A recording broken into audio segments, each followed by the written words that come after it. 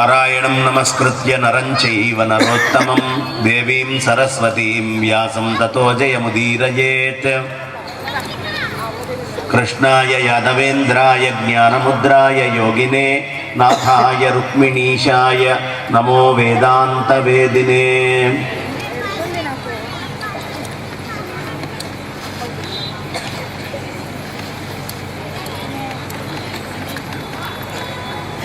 శారదా శారదాంభోజవదనావదనాంబుజే సర్వదా సర్వదాస్మాకం సన్నిధిం క్రియాత్. సభాకల్పతరుం వందే. నిన్నటి రోజున కాస్త వాల్మీకి మహర్షిని కొద్దిగా తలుచుకున్నాం. ఆయన గురువైన నారదుల వారిని తలుచుకున్నాం. ఆయనకి గురువైనటువంటి బ్రహ్మదేవుణ్ణి తలుచుకున్నాం. ఈ 100 కోట్ల రామాయణము ఉన్నటువంటి పరమేశ్వరుణ్ణి తలుచుకున్నాం. రాముడి యొక్క ఔచిత్యము, లక్షణాలు, గొప్పతనము, ఈ విషయాలు నిన్నటి రోజున కొన్ని చెప్పుకున్నాం. ఋష్యశృంగము నుంచి ఈ కథ ఆరంభమైంది. అంటే దక్షిణాది నుంచి. రాముడు ఎక్కడి నుంచి వచ్చాడయ్యా ఉత్తరాదికి అంటే దక్షిణాది నుంచి గురువు వస్తే రాముడు వచ్చాడు. అందుకనే గురువులందరూ దక్షిణాదిలో ఉంటారు. ఆయనకు ఫోన్ చేస్తారు. దేవతల యొక్క అవతారాలన్నీ ఉత్తరాదిలో జరుగుతూ ఉంటాయి. మహాభక్తులందరూ పశ్చిమంలో పడుతూ ఉంటారు. భక్తులందరూ కూడా, చాలా గొప్ప గొప్ప భక్తులందరూ కూడా మనకి ఈ ప్రాంతంలో, ఈ మహారాష్ట్రలో చాలా విశేషంగా భక్తి జ్ఞాన సంప్రదాయాలు చాలా విశేషంగా ఉంటాయి. ఇవాళ ఉదయమే మా డాక్టర్ రాజేందర్ గారు, శేఖర్ గారు, దత్తా గారు, ఈ ముగ్గురు నన్ను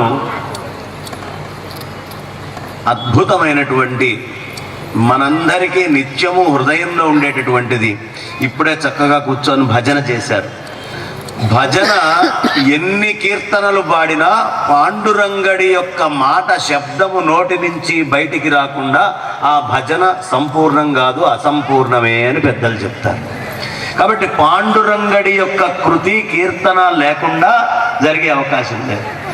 అలాంటి ఆ పుండలీక వరదుడు, అద్భుతమైనటువంటి పాండురంగడు, ఆ క్షేత్రానికి వాళ్ళ ఉదయాన్నే ప్రాతకాలం 3:30 మేము అక్కడికి వెళ్ళాం. 2ంటికి బయలుదేరి పొద్దున్నే అభిషేక దర్శనం, వారి యొక్క పాదాలని అలా స్పృశించి శిరస్సుని ఆ స్వామివారి యొక్క పదపద్మాలకి అందించగలిగే భాగ్యాన్ని నాకు కలిగించినటువంటి షోలాపూర్ ప్రజలందరికీ, మా రాజేందర్ గారికి, ఆ పుండలీక వరదుడికి నమస్కరిస్తూ, మనస్ఫూర్తిగా వినమ్రంగా నమస్కరిస్తూ ఉన్నా.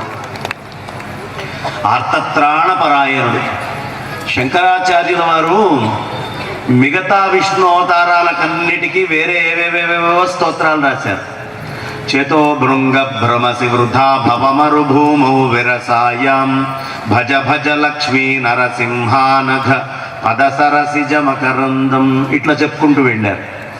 కానీ ఆశ్చర్యం ఏమిటంటే, అంతటి జగద్గురువులైన ఆదిశంకర భగవత్పాదాచార్యుల వారు మొత్తము అంతా వైదికమైనటువంటి దేవతల గురించిన ఏ స్తోత్రం కావాలన్నా ఆదిశంకరాచార్యుల వారు.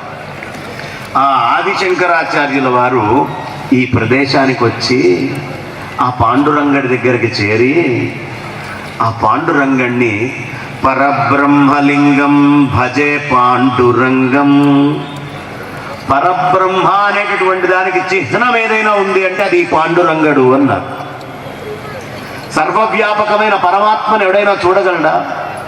మనం ముక్కుతోటి పీల్చే గాలినే మనం చూడలేదు. మనం చూడలేదు కదా అని గాలి లేదంటే మన బతుకు, మన ఉనికి, మనం చేసే పనులన్నిటికీ మూలం ఏది? మనం పీల్చే గాలే. అలాగే నిర్గుణ నిరాకార సచ్చిదానంద ఘన చిదానంద పరబ్రహ్మస్వరూపమైనటువంటి ఆ పరమాత్మ ఒక దగ్గర ఎక్కడైనా కేంద్రీకృతమై కనిపిస్తాడా? చిహ్నము, గుర్తెక్కడైనా ఉందా ఆ పరబ్రహ్మకి అంటే పాండురంగడయ్యా అన్నాడు ఆదిశంకర భగవత్పాదాచార్యులు. అలాంటి పాండురంగడి యొక్క సన్నిధిలో ఉన్నటువంటి మహాత్ములు వీరందరూ కూడా ఆయనకు అత్యంత ప్రియమైన వాళ్ళు. ఆ పాండురంగడు 2 చేతులు ఇట్లా నడుం మీద వేసుకొని కూర్చుంటాడు. ఎప్పుడు వేసుకుంటామమ్మా మనం నడుం మీద చేతులు? వస్తా అన్న మొగుడు ఇంకా ఇంటికి రాకుండా ఉంటే అబ్బా ఇప్పుడు వస్తాడు అని చెయ్యేసుకుంటామే ఎదురు చూస్తున్నప్పుడు. కూతురు ఇంకా రాలేదేమిటి, ఎంతసేపు ఎదురు చూడాలి, కొడుకు ఇంకా రాలేదే అని ఎదురు చూస్తూ ఉంటామే. ఆ ఎదురు చూసేటప్పుడు చేతులు ఎలా అయితే మనం నడుం మీద వేసుకుంటామో అలా వేసుకున్నాడు పాండురంగడు. ఏ భక్తుడు రావడానికి సిద్ధంగా ఉన్నాడు రా, నేను ఎదురు చూస్తున్నా, మీది ఆలస్యం తప్ప నా దగ్గర నుంచి ఆలస్యం లేదు, మీదే ఆలస్యం, నాదేం లేదు, నేను సిద్ధంగా ఎప్పుడూ తయారుగానే అలా కూర్చొని ఉన్నాను. ఎంత అందంగా ఉన్నాడమ్మా స్వామి, నవ్వుతూ కనిపించాడు ఇవాళ నాకు. ఎంతో ఆనందంగా మందహాసంతో నవ్వుతూ, తృప్తి నా మనస్సుకి, జీవితానికి ఇంకొక క్షణం జీవించుండాల్సిన అవసరం ఉందా, ఇక చూసిన తర్వాత మళ్ళీ ఈ జీవితం అవసరమా, ఈ శరీరంతో ఇక సంబంధం లేదు అని అనిపించేటటువంటి మహానుభావుడు ఆ స్వామి అక్కడ కూర్చొని నామదేవుని, జ్ఞానదేవుని, తుకారాంని ఇలా నేను భక్తులు చెప్తే ఈరోజు ఉపన్యాసం మొత్తం భక్తుల పేర్లతోటే అయిపోతుంది. ఎంతమందిని బ్రోచాడమ్మా పాండురంగడు. అలాంటి ఆ పాండురంగడి యొక్క దివ్యమైన, భవ్యమైన, మహత్తరమైన, మృదు మధురమైన, మంజులమైనటువంటి దర్శనం ఇవాళ నాకు కలిగింది. ఆ ఆనందంలో కాసేపు స్వామివారిని తలుచుకుంటూ ఆ ఆనందాన్ని కలిగించినటువంటి వాళ్ళు ఎప్పుడూ నాకు హృదయంలో ఉండిపోయేటటువంటి వాళ్ళు. ఆ పాండురంగడిని ఎప్పుడు చూస్తూ ఉంటే అప్పుడు వాళ్ళు గుర్తొస్తారు. వాళ్ళు ఎప్పుడు గుర్తొచ్చారో అప్పుడు సోలాపూర్లో ఉన్న ప్రజలందరూ గుర్తొస్తారు. కాబట్టి ఇది నాకు భాగ్యము అని చెప్తూ ఈ భాగ్యాన్ని ఇచ్చినటువంటి అందరికీ ధన్యవాదాలని తెలియపరుస్తూ, 2 కళ్ళు సరిపోలా, ఆ పక్కనే రుక్మిణి అమ్మవారి దగ్గరికి వెళ్ళేటప్పటికి ఆ పక్కనే అయ్యో నేను శ్లోకం చెప్పానే, మరి మనకి తెలుగులో ఒక అద్భుతమైనటువంటి శ్లోకం ఉంటుంది. శ్రీ రుక్మిణీశ కేశవ నారద సంగీతలోల నగధర శౌరీ ద్వారక నిలయ జనార్దన కారుణ్యము తోడమము కావుము కృష్ణ అని చెప్పుకుంటాం. శ్రీ రుక్మిణీశ, రుక్మిణి అమ్మవారు కనిపించింది. కేశవ నారద సంగీతలోల నగధర శౌరీ, బాగుంది. ద్వారక నిలయ జనార్దన, నేను ఇక్కడున్నానే, ద్వారక నిలయ అని వాడాడు అని లోపల మనసులో ఆ శ్లోకం చెప్పినప్పుడు అనుకోని, నాకు తెలియదుగా ఇంతకుముందు రాలా, మొదటిసారి ఇదే. నేను 20 ఏళ్ల బట్టి పాండురంగ రుక్మిణి కళ్యాణం ప్రతి ఆషాఢ శుద్ధ ఏకాదశికి మా దగ్గర చేస్తూనే ఉంటాం హైదరాబాద్లో. ఆ పాండురంగడు రుక్మిణి కళ్యాణం చేసిన 20 ఏళ్ల తర్వాత ఇవాళ నాకు దర్శనం ఇచ్చాడు ఆయన. నేను ఎప్పుడూ ఇంతకు ముందు చూడలా. వెంటనే కాస్త చంద్రభాగా నది దగ్గరికి వెళ్దాము, ఆ నది దగ్గర సంధ్య వార్చుకొని అర్ఘ్యప్రదానాలు వదిలిపెడితే ఆనందంగా ఉంటుంది అని దర్శనం చేసుకొని వెళ్తుంటే ద్వారకాధీశుడి గుడి అంటూ కనిపించింది. ఆహా, ఇక్కడే ఉన్నావా నాయన, అసలు ద్వారకాధీశుడు నిజంగానే సముద్రం లోపల మునిగున్నాడు, మా అందరినీ తేల్చడం కోసం ఇక్కడికి వచ్చి తేలి కూర్చున్నావా అని ఆయన దగ్గరికి వెళ్ళి చక్కగా నమస్కారం చేసుకొని ఆయన యొక్క అనుగ్రహాన్ని కూడా ఇవాళ పొందటమైంది. కాబట్టి శ్లోకం పరిపూర్ణమైంది, ద్వారకాధీశుడు కూడా కనిపించాడు నాకు అని చాలా తృప్తి, అక్కడ మనస్ఫూర్తి నిజమైనటువంటి సంతృప్తిని పొంది ఇవాళ సాయంత్రం ఉపన్యాసానికి వచ్చాను. ఎంత అద్భుతమైనటువంటి రామకథ. రామకథ చెప్తుంటే కృష్ణుడు వేరు రాముడు వేరు కాదమ్మా, ఈ ఇరువురు ఒకటే. అదేమిటండి ఎలా చెప్తారు అంటే, జాంబవంతుడు వరం కోరుకున్నాడుగా రామాయణంలో పట్టాభిషేకం సమయంలో, నీతోటి ముష్టి యుద్ధం చేయాలనుందయ్యా నాకు అని కోరుకున్నాడు. అది ఈ అవతారంలో కాదులేవయ్యా, నేను కృష్ణుడిగా వచ్చి నీతోటి చేస్తానంటే రాముడే కృష్ణుడిగా వచ్చాడు. మరి కృష్ణావతారంలో ఈ ఘట్టం ఎక్కడ దొరుకుతుంది అంటే, పడుకొని ఉన్నాడట, యశోదమ్మ పక్కన పెట్టుకొని కృష్ణయ్యకి రామాయణం చెప్తోంది. రామాయణం చెప్పేంతసేపు ఊగొడుతున్నాడట పక్కన పడుకొని ఉన్నట్టుండి యశోద ఆ దుష్ట రావణాసురుడు సీతను ఎత్తుకెళ్ళాడు అని ఓ మాట చెప్పంగానే మంచం మీద నుంచి ఉలిక్కిపడి కింద పడి, లక్ష్మణ నా ధనస్సు తీసుకురా వాడిని చంపేయాలి అన్నాడు. అంటే రామకథలో అంత తన్మయత్వాన్ని పొందేశాడు కృష్ణయ్య. కాబట్టి అంతటి వైభవమైనటువంటిది రామకృష్ణులు ఇరువురు రెండుగా కనిపించే ఒకటైనటువంటి స్వరూపం. కాబట్టి ఈ అద్భుతమైనటువంటి ఘట్టము ఇవాళ అక్కడ నేను దర్శించుకున్నప్పుడు అక్కడ ఆయనే రాముడు, ఆయనే కృష్ణుడు. ఆయన కంటే ప్రత్యేకంగా కొత్తదేది లేదు. అందుకనే శంకరాచార్యులు వారు పరబ్రహ్మలింగం అన్నారు. రాముడు కృష్ణుడు ఏమిటయ్యా? రాముడు అంటే మనం చూసేటటువంటి కోదండం పట్టుకొని నెత్తి మీద కిరీటం పెట్టుకొని ఇవన్నీ చేసే రాముడు రాముడు కాదు. కదలేవాడు కాడే రాముడు, కథలెన్నో గలవాడే రాముడు, తుది మొదలే లేనివాడే తుది మొదలంతా తానైనాడే. కదిలేవాడు కాదు రాముడు. ఎందుకు? పరమాత్మ అంతటా నిండి ఉంటే అంతటా నిండి ఉండే వస్తువు ఎక్కడైనా కదులుతుందా? కొత్తగా ఓ స్థలం ఉంటే కదా కదిలేది. కాబట్టి కదిలేవాడు కాదే రాముడు. మరి కదిలేవాడు కాదు కదా అనుకుంటామంటే కథలెన్నో గలవాడే రాముడు. ఎన్ని కథలు! ఇదిగో విరాధుణ్ణి చంపాడట, ఇదిగో ఖరదూషణాదుల్ని చంపాడట, తాటకనక్కడ చంపాడట, మారీచ సుబాహువుల్ని ఈ విధంగా నిర్జించాడట, రావణాసురుణ్ణి ఇలా చంపాడట, వాలిని ఇలా బ్రోచాడట, సుగ్రీవుణ్ణి ఈ విధంగా అనుగ్రహించాడట, హనుమంతుణ్ణి ఈ విధంగా బ్రోచాడట, భరత లక్ష్మణ శత్రుఘ్నుల్ని ఈ విధంగా అనుగ్రహించాడట, తండ్రి మాటని ఇలా ఆదరించాడట, తల్లి మాటకి ఇంత గౌరవం ఇచ్చేవాడట, ఇచ్చిన మాట తప్పనివాడట. ఇవన్నీ కూడా చెప్పుకుంటూ ఉంటాం. అంటే కదిలేవాడు కాడు రాముడు, కానీ కథలెన్నో గలవాడు రాముడు. తుది మొదలే లేనివాడు. ఆయనకి ఇది మొదలు ఇది అంతము అని చెప్పడానికి ఎక్కడుంది? అనంతుడు ఆది మధ్యాంతరహితుడు. అనంతుడైనటువంటి ఆయన తుది మొదలంతా తానైనాడే. నువ్వు ఏదైనా తుది మొదలంటే అదంతా రాముడేనయ్యా. రాముడి కంటే భిన్నంగా ఇంకోటి లేదు. ఉండేది రాముడు ఒక్కడే. ఊరక జడిపోకు మనస. ఉండేది రాముడు ఒక్కడే పరబ్రహ్మ వస్తువుగా. ఊరికినే చెడిపోకు మనస. రాముడు రాముడు రామ రామ రామ రామ రామ అనంటే పెద్దగా శ్రీరామ జయ రామ జయ జయ రామ. నిన్నటికి ఇవాళకి గొంతులో కొంచెం తేడా వచ్చి ఇంకాస్త తగ్గింది. అంటే నిన్న అరిచి గొంతు పోయిందేమో అని అనుమానం నాకు. శ్రీరామ జయ రామ జయ జయ రామ. ఇక్కడ ఉన్నటువంటి ఆడవాళ్ళు మొగుడిని తిడుతున్నా అనుకోండి, మగవాళ్ళు పెళ్ళాన్ని తిడుతున్నా అనుకోండి, పిల్లలు తల్లుల్ని తిడుతున్నా అనుకోండి, తల్లులు పిల్లల్ని తిడుతున్నా అనుకోండి, అప్పుడు నిజమైనటువంటి గొంతు బయటికి వస్తుంది. మిగతా అప్పుడు ఎందుకు వస్తుంది? శ్రీరామ జయ రామ జయ జయ రామ. శ్రీరామ జయ రామ జయ జయ రామ. శ్రీరామ జయ రామ జయ జయ రామ. రామ రామ రామ. సీతారామ రఘురామ. రఘుకుల నందన దానవ భంజన రామ రఘురామ. ఏమండి ఇలా అరిస్తే ఏమొస్తుంది అని అడుగుతారేమో. రామ రూపం కంటే రామ కథ కంటే కూడా రామనామం గొప్పది. ఈ విషయం ఆంజనేయ స్వామి రుజువు చేశాడు.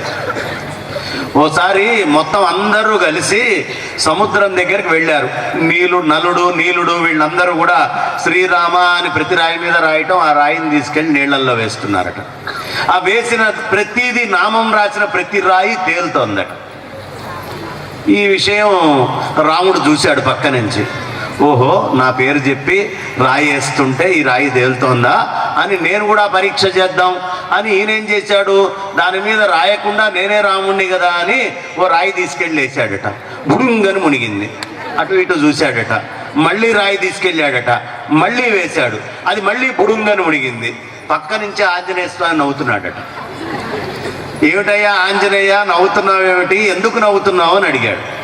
అప్పుడు ఆంజనేయ స్వామి అన్నాడు, అయ్యా ఈ సంసారం నుంచి తరించాలి అనే ఉద్దేశంతో ఆ రామనామాన్ని పట్టుకొని మేము వేస్తున్నాం కాబట్టి సముద్రంలో తేలుతున్నాం. రాముడివైనటువంటి నీ చెయ్యి జారిపోయినటువంటిది ఏదైనా మునిగిపోవాల్సిందే కానీ ఎక్కడ తేలుతుందయ్యా? కాబట్టి రాముడు వదిలిపెట్టాడా? మునిగిపోవాల్సిందే. కానీ రాముడు ఎప్పుడు వదిలిపెట్టకుండా ఉండేట్టుగా రామనామాన్ని మనం పట్టుకుంటే ఆయన వదిలిపెట్టలేడు.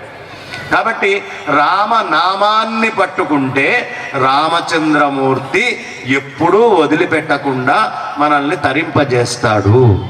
రామనామము చాలా విశేషమైంది. రాముడు పుట్టక ముందు నుంచే రామనామాన్ని చేస్తున్నవాడు శివుడు. రామావతారం రాకముందు నుంచే రామ శబ్దాన్ని చేస్తూ ఉచ్చరిస్తూ చక్కగా జపం చేస్తున్నటువంటి మహానుభావుడు ఆయన. కాబట్టి రామ నామతారకం సదా జపోరే, రామనామతారకం సదా జపోరే, ఎప్పుడు రామనామాన్ని చేస్తూ ఉండు. ఈ చిత్రకూటం దగ్గరికి వెళ్ళేటప్పటికీ అక్కడ ఉండేటటువంటి జనాలందరూ కూడా ఈ అయోధ్య పురవాసులందరూ మళ్ళీ కలుద్దామని వచ్చారట చిత్రకూటంలోకి వెళ్ళినటువంటి రాముణ్ణి. భరతుడు, శత్రుఘ్నుడు, కౌసల్య, సుమిత్ర, కైకేయి అందరూ అక్కడికి వెళ్ళారట. ఆ వచ్చినటువంటి వాళ్ళతో పాటు పురజనులు కూడా వచ్చారట, మంత్రులు, పురజనులు. అక్కడ చిత్రకూటంలో ఉండేటువంటి అరణ్య భిల్లులు, అయ్యా రాముడు మా దగ్గరికి రాకముందు గనక ఓ 15 రోజుల ముందు గనక మీరు వచ్చుంటే మీ కథ వేరే ఉండేది. ఏ రాళ్లతోటి కొట్టాలా దేనితోటి కొట్టాలా అని ఆలోచించి మీ దగ్గర ఉండే సామాన్లన్నీ మేము గుంజుకెళ్ళేవాళ్ళం. కానీ రాముడు వచ్చాక అవన్నీ మారిపోయినాయ్యా అని ఎదురు వీళ్ళు వచ్చిన వాళ్ళందరినీ ఆదరిస్తున్నారట. అక్కడ వచ్చినటువంటి ఫలాలు పండ్లు అన్నీ ఇచ్చి తినిపిస్తూ ఆనందపరుస్తున్నారట. అంతకు ముందు మేము ఎలా ఉండేవాళ్ళం అయ్యా, వనేచ రామ వసుచాహ రామ నదీం తరామ న భయం స్మరామ. ఇందులో ఏముందండి? వీళ్ళందరూ తరించారట, ఈ ఆటవికులు, భిల్లులందరూ. ఇందులో ఉన్నది ఏమిటయ్యా అంటే వీళ్ళందరూ చెప్తున్నటువంటిది, అయ్యా మేమందరం వనేచరామ, అడవుల్లో ఉంటాం. వనేచరామ, అడవుల్లో తిరుగుతూ ఉంటాం, అడవుల్లో చరిస్తూ ఉంటాం. వసుచ హరామహ, ఈ భూమి మీద దొంగతనాలు చేసుకుంటూ నలుగురిని కొట్టి డబ్బులు తీసుకుంటూ ఉంటాం. నదీం తరామహ, డబ్బులు కొట్టేసిన తర్వాత అక్కడే ఉంటే రాజభట్టులు వస్తారు కదా, అందుకని నది దాటి అవతల పక్కకు వచ్చేస్తాం. నది దాటి బయటికి వచ్చాక మమ్మల్ని ఎవడు ఏం చేయలేడుగా. నా భయం స్మరామహ, మేము భయపడం. దాని దుంపదేగా ఈ మాటలో ఏదో మంత్రం ఉందయ్యా. ఇందులో 4 సార్లు రామనామం వచ్చింది. ఏమిటది? వనేచ రామ వచ్చింది కదా, వసుచ రామ, నదీంత రామ, నభయం స్మ రామ. వీళ్ళు అనుకోనలేదట ఈ 4 మాటలు. మేము ఇలా చెప్పుకోవడం వల్ల ఆ 4 శబ్దాలైన రామనామం ఉండడం వల్ల అందులో రాముడు మా ఊరికి వచ్చాడయ్యా. రాముడు ఎందుకు వచ్చాడు? ఆ రామనామం మాకు తెలియకుండా మేము అన్నాం కాబట్టి మా ప్రాంతానికి వచ్చి మమ్మల్ని అనుగ్రహిస్తున్నాడు. ఎవరు రామనామాన్ని అంటూ ఉంటారో వాళ్ళ హృదయాల్లోకి రాముడు వచ్చి కూర్చుంటాడు. నాకు తిరిగి పండరీపురంలోంచి గుళ్ళోంచి బయటకు వస్తున్నా, ఆ నామదేవుడు ఎదురుగుండా కూర్చొని ఉంటాడు. నామదేవుడు పక్క దగ్గర వెళ్ళంగానే మా రాజేందర్ గారు అప్పటిదాకా నిల్చున్న ఆయన ఎగరటం మొదలుపెట్టాడు. 2 చెవులు పెట్టి పైకి ఎగురుతున్నాడు అనమాట. విఠల విఠల పాండురంగా విఠల విఠల పండరినాథ అంటూ ఎగురుతున్నాడు. అయ్యా ఇప్పటిదాకా బాగానే ఉన్నారు కదా, ఎందుకు ఎగురుతున్నారు అని అడిగా. స్వామి ఇది మాకు సంప్రదాయం, ఇట్లా ఎగురుతూ ఉంటాం ఎదురుగుండా వచ్చేటప్పటికి. నేను కూడా 4 సార్లు ఎగిరా. అప్పుడు నాకు అర్థమైంది ఏమిటయ్యా అంటే, ఈ విఠలుడు ఎక్కడున్నాడు? విఠలుడు విగ్రహంగా లోపలున్నాడా? నేను ఎప్పుడైతే వెళ్ళి ఒక్కసారి ఆ విఠలుణ్ణి చూశానో ఆయన వచ్చి నా హృదయంలో కూర్చున్నాడు. మరి నా హృదయంలో విఠలుడు పుట్టాడా పుట్టలేదా? ఇప్పుడు పుట్టాడు. పుట్టినప్పుడు నా హృదయంలో ఉన్నవాడికి ఉయ్యాల ఊపాలా వద్దా? ఊపాలి కదా. మరి హృదయంలో ఉన్నవాడికి బయట ఉయ్యాల ఊపితే ఊగుతుందా? ఊగదు. అందుకని మనమే ఆనందంతో ఎగిరామనుకో అమ్మా, లోపల ఉన్నటువంటి ఆ అద్భుతమైనటువంటి ఆ పుండలీక వరదుడైనటువంటి తుకారాంని అనుగ్రహించినటువంటి జ్ఞానదేవుడికి, నామదేవుడికి, ఘోరాకుంభాకి అనేక మందిని అనుగ్రహించినటువంటి ఆ స్వామి ఆయన కూడా నృత్యం చేస్తుంటాడు. అబ్బా ఎంత బాగా ఉయ్యాలూపుతున్నాడు రా వీడే గుర్తు, బ్రహ్మాండంగా నన్ను ఉయ్యాలూపుతున్నాడు. అందుకని భజన సంప్రదాయంలో లేచి నృత్యం చేస్తూ ఉంటారు.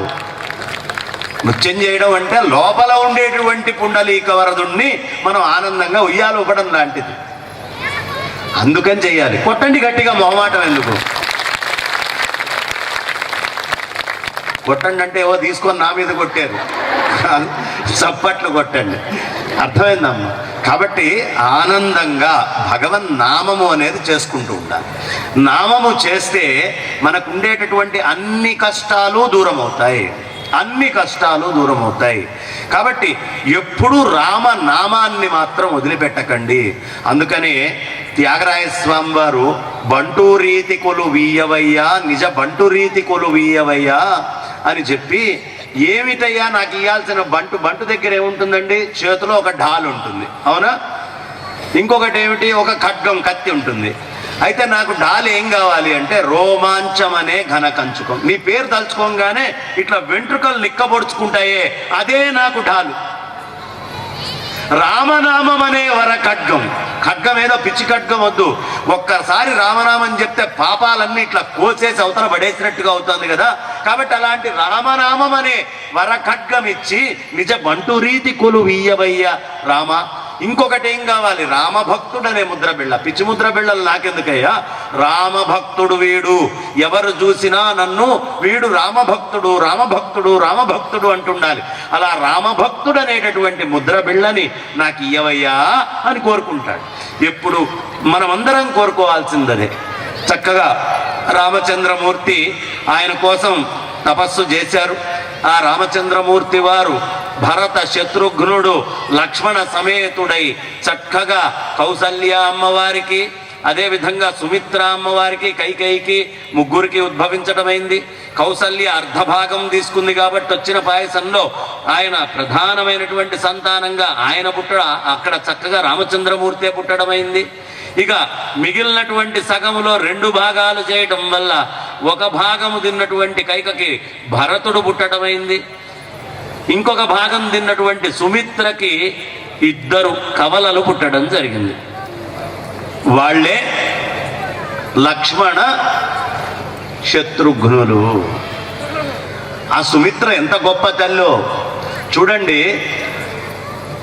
భరతుడి వెంట కైక పుట్టింటికి శత్రుఘ్నుణ్ణి పంపించింది, రాముడి వెంట లక్ష్మణుణ్ణి. ఎప్పుడూ ఇతరులైనటువంటి సోదరులు, మనం సొంత అన్నదమ్ములే ఆస్తుల కోసం కొట్టుకొని చచ్చేటటువంటి రోజులలో తన సంతానాన్ని తన యొక్క సవతుల యొక్క పిల్లలతో ఎలా ఉండాలి అనేటటువంటిది తెలుసుకొని అలా జీవించరా అని చెప్పింది.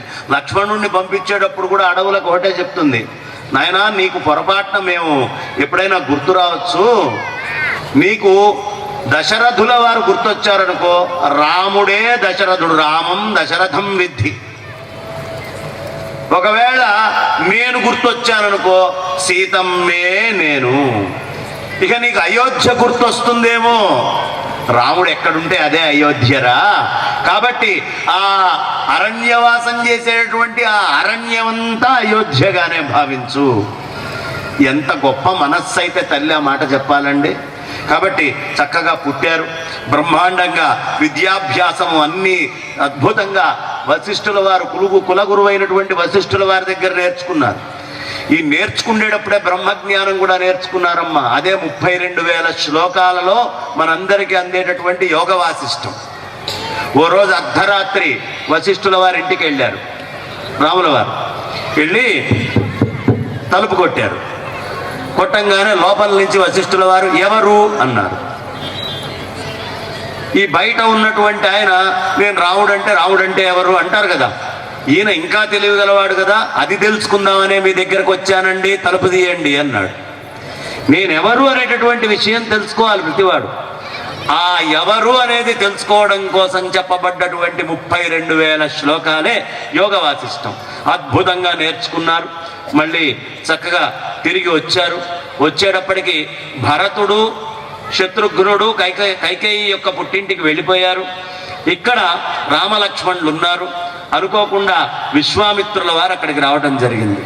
వచ్చి విశ్వామిత్రుల వారు ఆయన్ని చూడంగానే భటులు ఉరుక్కుంటూ గోచీలు ఊడిపోయినవి తీసుకొని మరీ పైకి సర్దుకుంటూ వచ్చి దశరథుడికి చెప్పారు.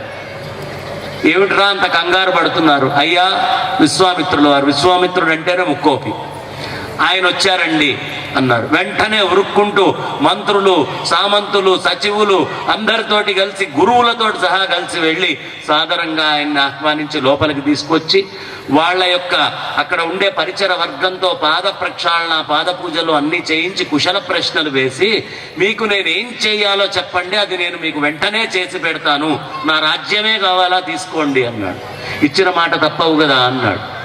తప్పను, ఏమీ లేదయ్యా, నేను ఒక అద్భుతమైనటువంటి యజ్ఞాన్ని చేస్తున్నాను. నా యాగము, నా మఖము సంరక్షించాల్సినటువంటి అవసరం ఉంది. అక్కడికి మారీచ, సుబాహువులు అనేటటువంటి 2 రాక్షసులు వస్తున్నారు. వాళ్ళు చాలా విశేషమైనటువంటి కష్టాలు మమ్మల్ని పెడుతున్నారు. కాబట్టి ఆ కష్టాల నుంచి మమ్మల్ని తప్పించడం కోసం, ఆ కష్టము నుంచి తప్పించడం కోసం నీ కొడుకైనటువంటి రామచంద్రమూర్తిని నాతోటి పంపించు. హతాశుడయ్యాడు దశరథుడు. నువ్వు చెప్పిన వాళ్ళు మామూలు రాక్షసులు కాదయ్యా, వాళ్ళు మహత్తరమైనటువంటి అనేక విద్యలు నేర్చుకొని అనేక మందిని ఇబ్బంది పెట్టి చాలా బాధలు పెట్టేటటువంటి రాక్షసులు. వీడు చూస్తే ముక్కుపచ్చలు ఆరలేదు, 16 ఏళ్ళు కూడా పూర్తిగా నిండలేదు మా రామచంద్రమూర్తికి. ఇలాంటి వాణ్ణి నేను అక్కడికి పంపించడం కాదు, నా సైన్యం, అక్షోహిణి సైన్యంతో నేనే వచ్చి, నా 100 అక్షోహిణిల సైన్యంతో నేను యుద్ధం చేస్తాను. నేనే చేస్తానంటే, నువ్వు కాదయ్యా కావాల్సింది, మా అందరికీ బాగా తెలుసు, అదిగో ఆ పక్కనే ఉన్నాడుగా వశిష్ఠుడు, ఆయన అడుగు, ఆయన చెప్తాడు నీకు. ఏమిటి అంటే, రాముడంటే ఎవరో మాకు తెలుసు, నీకేం తెలుస్తుంది, మీ వశిష్ఠుల వారు అంగీకరిస్తే పంపించు అన్న. అంటే అప్పుడు వశిష్ఠుల వారి వైపు తిరిగాడు దీనంగా, భిన్నమైనటువంటి మనస్సుతోటి తిరిగితే దశరథుల వారు ఇలా తిరగంగానే వశిష్ఠుడు చెప్పాడు, ఆయన ఎవరనుకుంటున్నావయ్యా విశ్వామిత్రుడు, అనన్య సామాన్యమైనటువంటి తపస్సు కలిగిన మహానుభావుడు. ఆయన వెంట రామచంద్రమూర్తి వెళ్ళడం వల్ల ఆయనకి కళ్యాణమే జరుగుతుంది కానీ ఇంకొకటి జరగదు. కాబట్టి రామచంద్రమూర్తిని ఆయన వెంట పంపించు. ఎప్పుడైనా గుర్తుంచుకోండి, గురువులు ఎవరైనా వచ్చి సద్విద్య బోధిస్తాను, మాతోటి పిల్లవాడిని పంపించండి అంటే క్షణం ఆలస్యం చేయకుండా పిల్లల్ని పంపించాలి. కానీ దశరథుడికి ఇక్కడ శంక వచ్చింది. కాబట్టి చక్కగా ఆ వశిష్ఠుడి యొక్క మాట విని ఏం చేయాలో అర్థం కాక, మీ పిల్లలకి అన్ని విధాలా అభివృద్ధి అవుతుంది అంటే పంపించాడు. తో పాటు లక్ష్మణుడు, నేను కూడా వస్తాను, లక్ష్మణుణ్ణి కూడా ఇద్దరినీ కలిపి పంపించాడు. చక్కగా ఆయన తీసుకొని వెళ్ళాడు. ఆ వెళ్ళేటటువంటి సమయంలో వాళ్ళిరువురు కూడా ఆ సరయు నదీ తీరంలో బ్రహ్మాండంగా కాస్త వెళ్ళి అక్కడ పడుకున్నారట. అర్ఘ్యపాద్యాదులు, సంధ్యావందనం ఎప్పుడైనా గుర్తుంచుకోండి, హిందువులైనటువంటి వాళ్ళు ఆ సూర్యనారాయణమూర్తి ఉదయము, సాయంత్రము, సంధ్య అయినప్పుడు 2 సంధ్యల్లోనూ నమస్కరించుకోవాలి. నమస్కార ప్రియో సూర్య, దీనికి వర్ణంతో కానీ కులంతో కానీ దేంతోటి సంబంధం లేదు. సూర్యనారాయణమూర్తికి ఖచ్చితంగా నమస్కరించుకొని తీరాలి 2 సంధ్యా సమయాల్లో. ప్రతి ఒక్క సనాతనమైనటువంటి వైదికుడు చేయాల్సినటువంటి పని ఇది, ఆయనకి నమస్కారం చేస్తూ ఉండాలి. అలా నమస్కారం చేసుకోవడానికి సంసిద్ధమై అర్ఘ్యప్రదానాలన్నీ ఇచ్చి కొంచెం దూరం వెళ్ళాక అలసి పడుకున్నారు. పడుకున్నప్పుడు నిద్ర లేపాలి అంటే మనమైతే ఏం చేస్తాం, వెధవా మొద్దు లే అనో కొట్టో నీళ్లు జల్లో ఇంకోటి చేసో లేపుతాం. ఎప్పుడు అలా లేపకూడదు. ఎప్పుడు అలా లేపితే సంచారంలో ఉన్నటువంటి జీవుడు మళ్ళీ సక్రమంగా వచ్చి కూర్చోకపోతే సైకలాజికల్ డిఫెక్ట్స్ వస్తాయి. అలాంటి మొద్దు నిద్ర కూడా మనం పోకూడదు. ఎవరైనా పిలవంగానే లేచేటటువంటి నిద్రనే పోవాలి. కాబట్టి చక్కగా పడుకున్నారు. అప్పుడు ఆయన్ని లేపడానికి విశ్వామిత్రుల వారు, కౌసల్య సుప్రజ రామ పూర్వ సంధ్యా ప్రవర్తతే, ఉత్తిష్ట నరశార్థూల కర్తవ్యం దైవమాన్నికం. అయ్యా రామచంద్ర, సాయంత్రం పూట ఇదేదో వీడు చదువుతున్నాడు అని ఏమనుకోకు నాయన, అమెరికాలో పడుకొని ఉంటేలే, అని కోరుకుందాం మనం ఇక్కడి నుంచి. అంతే కదా, మనకి సాయంత్రం పూట ఉత్తిష్ట నరశార్ధుల అంటే లేస్తాడు. అక్కడ ఉదయం కాబట్టి అమెరికాలో, అక్కడ లేని ఆయన ఇక్కడ పడుకో అని చెప్పి ఒకసారి నమస్కారం చేసుకుంటూ ఇక్కడ ప్రయోగం చూడండి. ఆయన ఏమన్నాడు? కౌసల్యా సుప్రజారామ అన్నాడు. ఏ దశరథుడిని ఎందుకు వదిలిపెట్టాడయ్యా అంటే, ఈయన పిలిచినప్పుడు దశరథుడు శంక అనుమానాన్ని చెప్పాడు.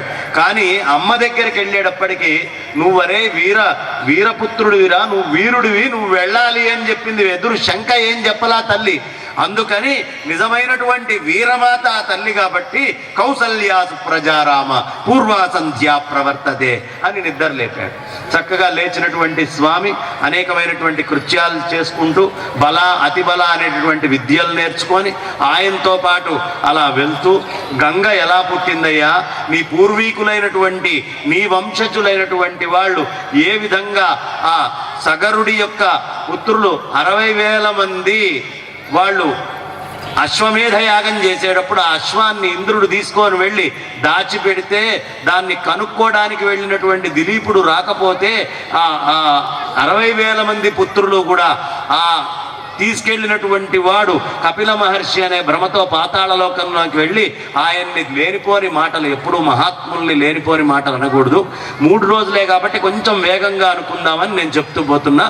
అలా అనుకుంటూ ఉంటే ఆ అనుకున్న సమయానికి ఆయన కోపం వచ్చి కళ్ళు తెరిస్తే భస్మీపటనం అయిపోయారు. ఆ 60,000 కుప్పల్ని ఎలా ఉద్ధరించాలి అని దిలీపుడు వచ్చి విషయం తెలుసుకొని తిరిగి వెళ్ళి ఆ అశ్వాన్ని అక్కడ అప్పజెపితే అద్భుతమైనటువంటి గంగా నది ప్రవాహము జరిగి ఆ దేవతీర్థం ఇక్కడికి వస్తే తప్ప వీళ్ళు తరించాలంటే గంగా నది రావాలి అని చెప్పారు. చెప్పేటప్పటికీ చక్కగా గంగా నది కోసం అందరూ కూడా తపస్సు చేయాలి. ఎలాగా అనుకున్నారు. దిలీపుడితోటి కాలేదు, అంశుమంతుడితోటి కాలేదు, ఇలా వీళ్ళందరితోటి కానటువంటి పనిని భగీరథుల వారు ఆయన తపస్సు చేస్తే అప్పుడు బ్రహ్మ ప్రత్యక్షమై దీన్ని ఒడిసి పట్టాలంటే పరమేశ్వరుడు ఒక్కడికే సాధ్యమయ్యా, ఇంకెవ్వరికీ సాధ్యం కాదు అంటే పరమేశ్వరుడి గురించి మళ్ళీ తపస్సు చేశారు.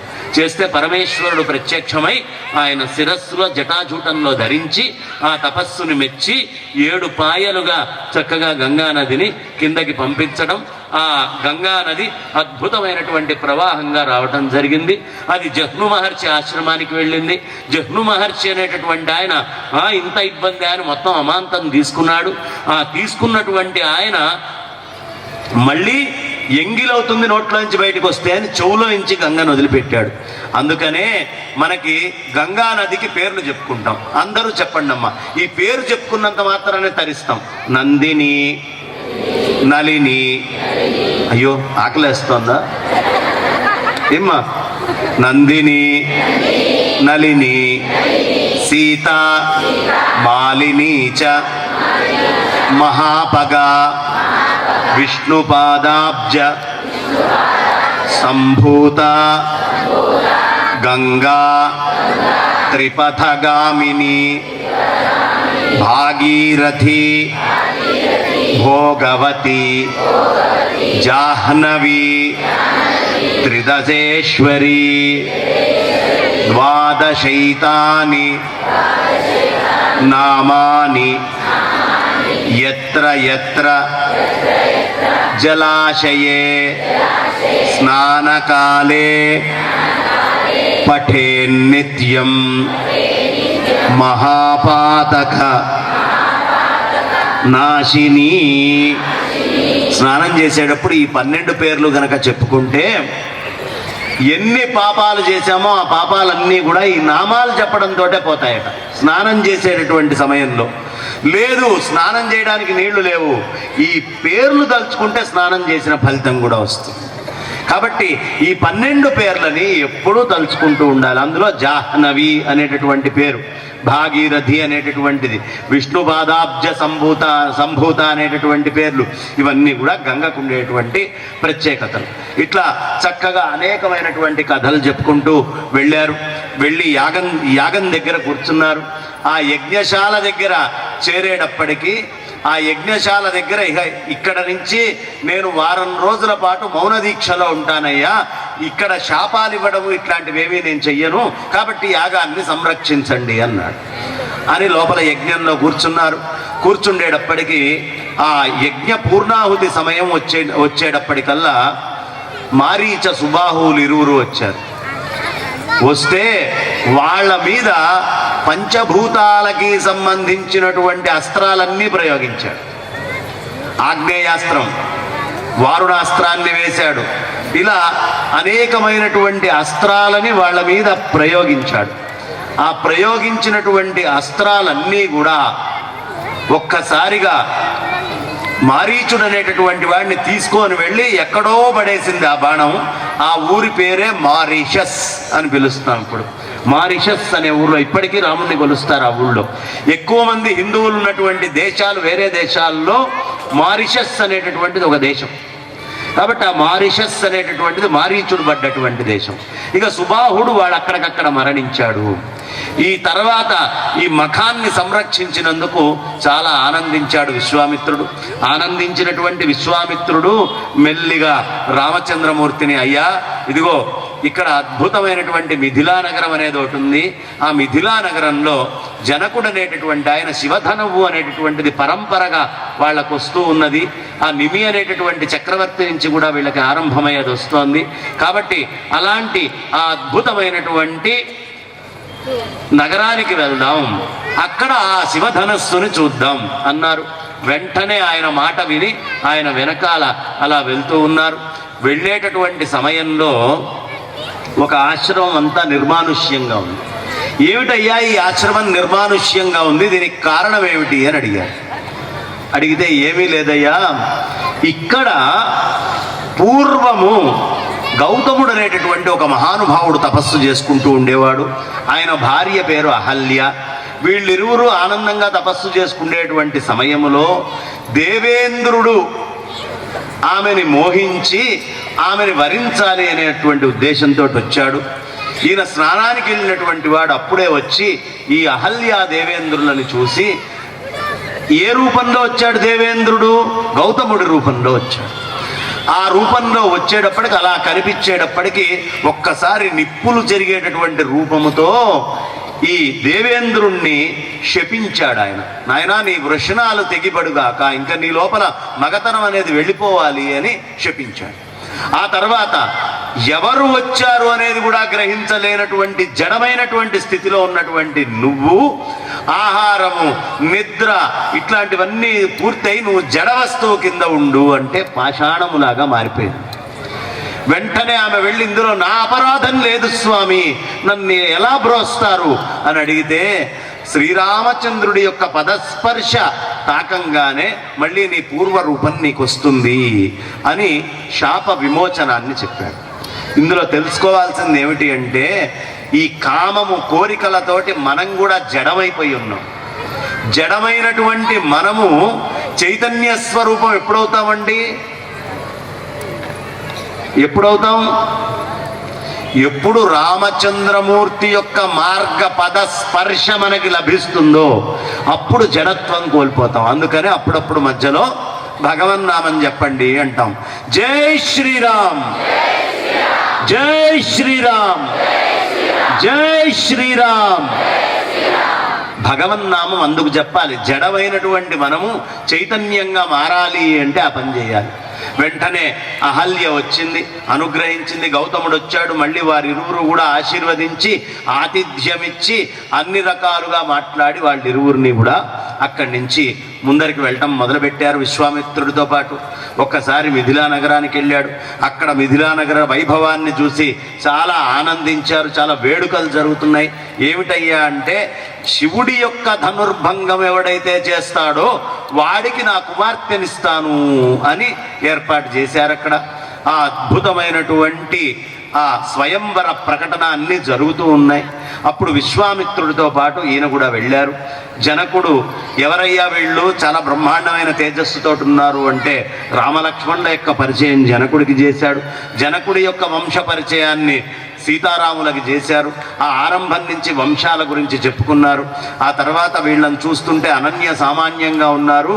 ఇప్పుడే ఆ సుబాహు అనేటటువంటి రాక్షసుణ్ణి చంపారు.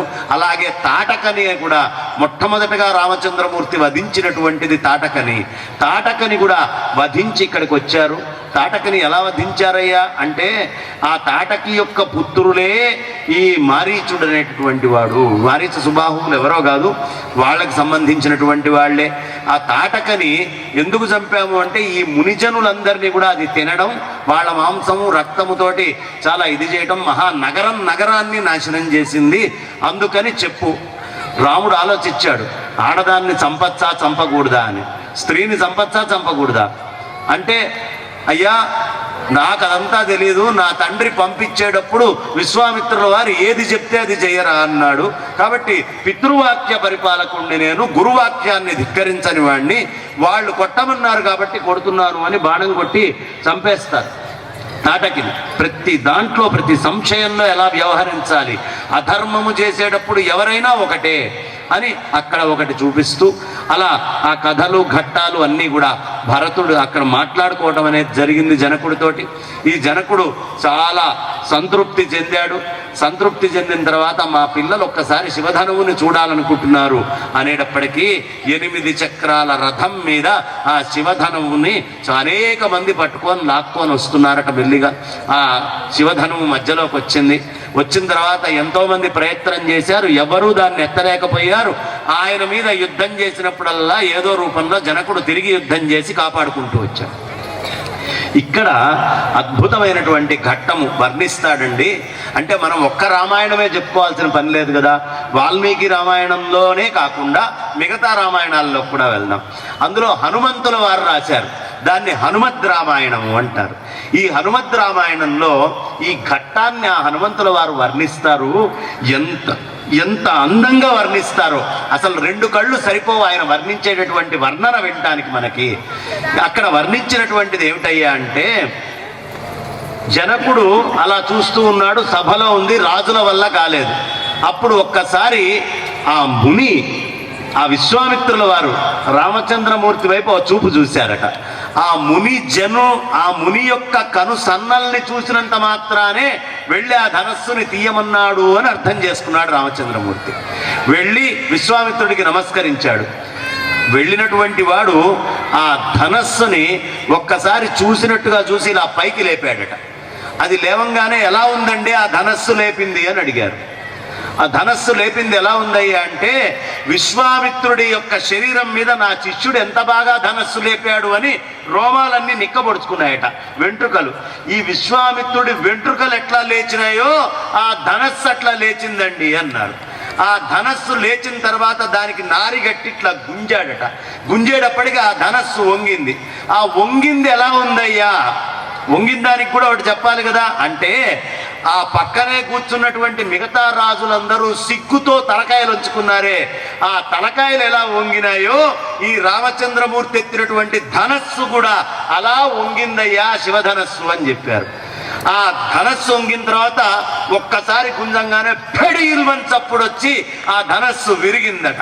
మరి ఈ పెడీల్మని చప్పుడు ఎలా ఉందయ్యా అంటే, జనకుడి మనస్సులో ఒక సందేహం ఉందట. ఆ సందేహము ఎవడైనా వచ్చి శివధనస్సుని విరిచిన సీతని చేపట్టగలడా, అసలు శివధనస్సును విడిచేవాడు ఉన్నాడా అనే అనుమానము ఆయన మనస్సులో ఎలా పటాపంచలైందో ఈ ధనస్సు అలా పటాపంచలైపోయిందట. ఈ ధనస్సు పటాపంచలైన తర్వాత వెంటనే 3 ఆడవాళ్ళు వచ్చారట వివాహం చేసుకుంటాము అని. మొట్టమొదటి ఆమె పేరు లజ్జ, రెండో ఆమె పేరు కీర్తి, మూడో ఆమె పేరు జనకపుత్రి. ఈ 3 వచ్చారట. ఆ లజ్జ అంటే సిగ్గు, ఆమె వచ్చి నేను నిన్ను వివాహం ఆడతాను అందట. అనేటప్పటికీ నేను ఈ జన్మలో ఏకపత్రి వ్రతుణ్ణి, నిన్ను మాత్రం నేను వివాహం ఆడను. ఆడవాళ్ళకి వివాహం ఆడినంటే కోపం రాదమ్మా, ఇంత దాన్ని ఆడదాన్ని నేనే వచ్చి అడుగుతుంటే కాదంటాడా, వీడికి ఎంత అహంకారము అని లోపల వచ్చి ఆమె మాట అందట. నువ్వు చేసుకోకపోతే నాకెవరు లేరనుకుంటున్నావా, ఇక్కడ తలకాయలొంగిన రాజులందరినీ నేనే పెళ్లి చేసుకుంటా అంది. వాళ్ళందరూ సిగ్గుతోటి చచ్చి అక్కడ ఉన్నారు అని చెప్పడానికి గుర్తు. ఇక కీర్తి వచ్చిందట, నేను పెళ్లి చేసుకుంటాను అని. నిన్ను కూడా పెళ్లి చేసుకోను అన్నాడు. నువ్వు చేసుకోకపోతే నాకెవరు లేరా? నాకు 8 మంది మిగిలారు. ఎవరా 8 మంది అంటే అష్టదిక్పాలకులండి. రామచంద్రమూర్తి యొక్క శివ ధనుర్భంగ ఘట్టాన్ని అష్టదిక్కుల వ్యాప్తి చేయడం కోసం పోయి ఆ కీర్తి ఆ అష్టదిక్పాలకుల్ని వివాహం చేసుకుంది.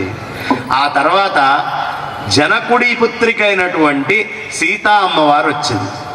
వచ్చేటప్పటికి రామచంద్రమూర్తి వారు ఇలా చూస్తున్నాడట. ఎందుకు? అదంతా అద్దాల మండపం. ఆమె చక్కగా వరమాల పట్టుకొని వచ్చి అక్కడ నిల్చుంది. అద్దాల మండపంలో ఎటు చూసినా సీతే కనిపిస్తోందట. ఈయన కంటికి మొత్తము సీతగానే కనిపిస్తోంది. అప్పుడు ఇయం సీత మమసుత సహధర్మచరీతవా, ఈ అమ్మాయి సీత ఉందే, ఈ సీత నువ్వు అద్దంలో చూస్తున్నావే ఆమె కాదయ్యా, ఇక్కడుంది అసలు సీత అని ఒకటిగా, ఇయం సీత నీతోటి లక్ష్మీదేవి ఎక్కడా అనుపాయనిగా ఉండే లక్ష్మి అని నువ్వు అనుకోని వెతుకుతున్నావేమో, ఆ లక్ష్మీ అమ్మవారు ఈవిడే అని ఆ ఒక్క ఇయం శబ్దానికి ఇవాళ రోజు మొత్తం వ్యాఖ్యానం చెప్పుకోవచ్చమ్మా. అంత గొప్పగా వ్యాఖ్యానకర్తలు రాశారు. అందుకనే రామాయణం అనేటటువంటిది అంత తేలిగ్గా అయ్యేటటువంటిది కాదు. ఇయం ఎప్పుడు వాడతామమ్మా? ఈ అమ్మాయి మా అమ్మాయే అని ఎప్పుడు అంటాం? ఈ అమ్మాయి మా అమ్మాయి అదేదో గొప్ప విషయాన్ని సాధిస్తే అప్పుడు ఈ అమ్మాయి మా అమ్మాయి అంటాం, లేదా మా అమ్మాయేనండి అంటాం. ఈ అమ్మాయి అని ఎదుటి వాళ్ళకి పరిచయం చేశామంటే ఆ అమ్మాయి ఏదో గొప్ప విషయాన్ని సాధించి వచ్చినప్పుడు ఈ అంటాం. అంత లక్ష్మీదేవి ఇదిగో జనకుడి కూతురు ఈ అమ్మాయేనయ్యా అని ఈ అనే శబ్దానికి చెప్పాడు. ఈ అనే శబ్దానికి ఎన్ని రకాల వర్ణనలు చేశారో. నేను ఈ ఒక్క శ్లోకాన్ని 2 రోజులు చెప్పానమ్మా చెన్నైలో, ఇంగ్లీష్లో 2 రోజులు చెప్పాను. అంత అద్భుతమైనటువంటిది ఇయం సీతా మమసుత అనేటటువంటిది. ఆ అద్భుతమైనటువంటి ఆ ఇయం అనేటటువంటి శబ్దాన్ని చెప్పి ఈమె ఎలా ఉంటుందయ్యా అంటే ఛాయేవానుగతాతవ, నీతోటి నీడలాగా తిరుగుతుందయ్యా. ఈమె చాలా గొప్పదైనటువంటి పతివ్రత. పెళ్లి కూడా కాలేదు, అప్పుడే చెప్పేస్తున్నాడు. పతివ్రత సహధర్మచరీతవా, నీతోటి ధర్మంలో చరిస్తుంది అనే విషయాన్ని ముందే చెప్పాడు.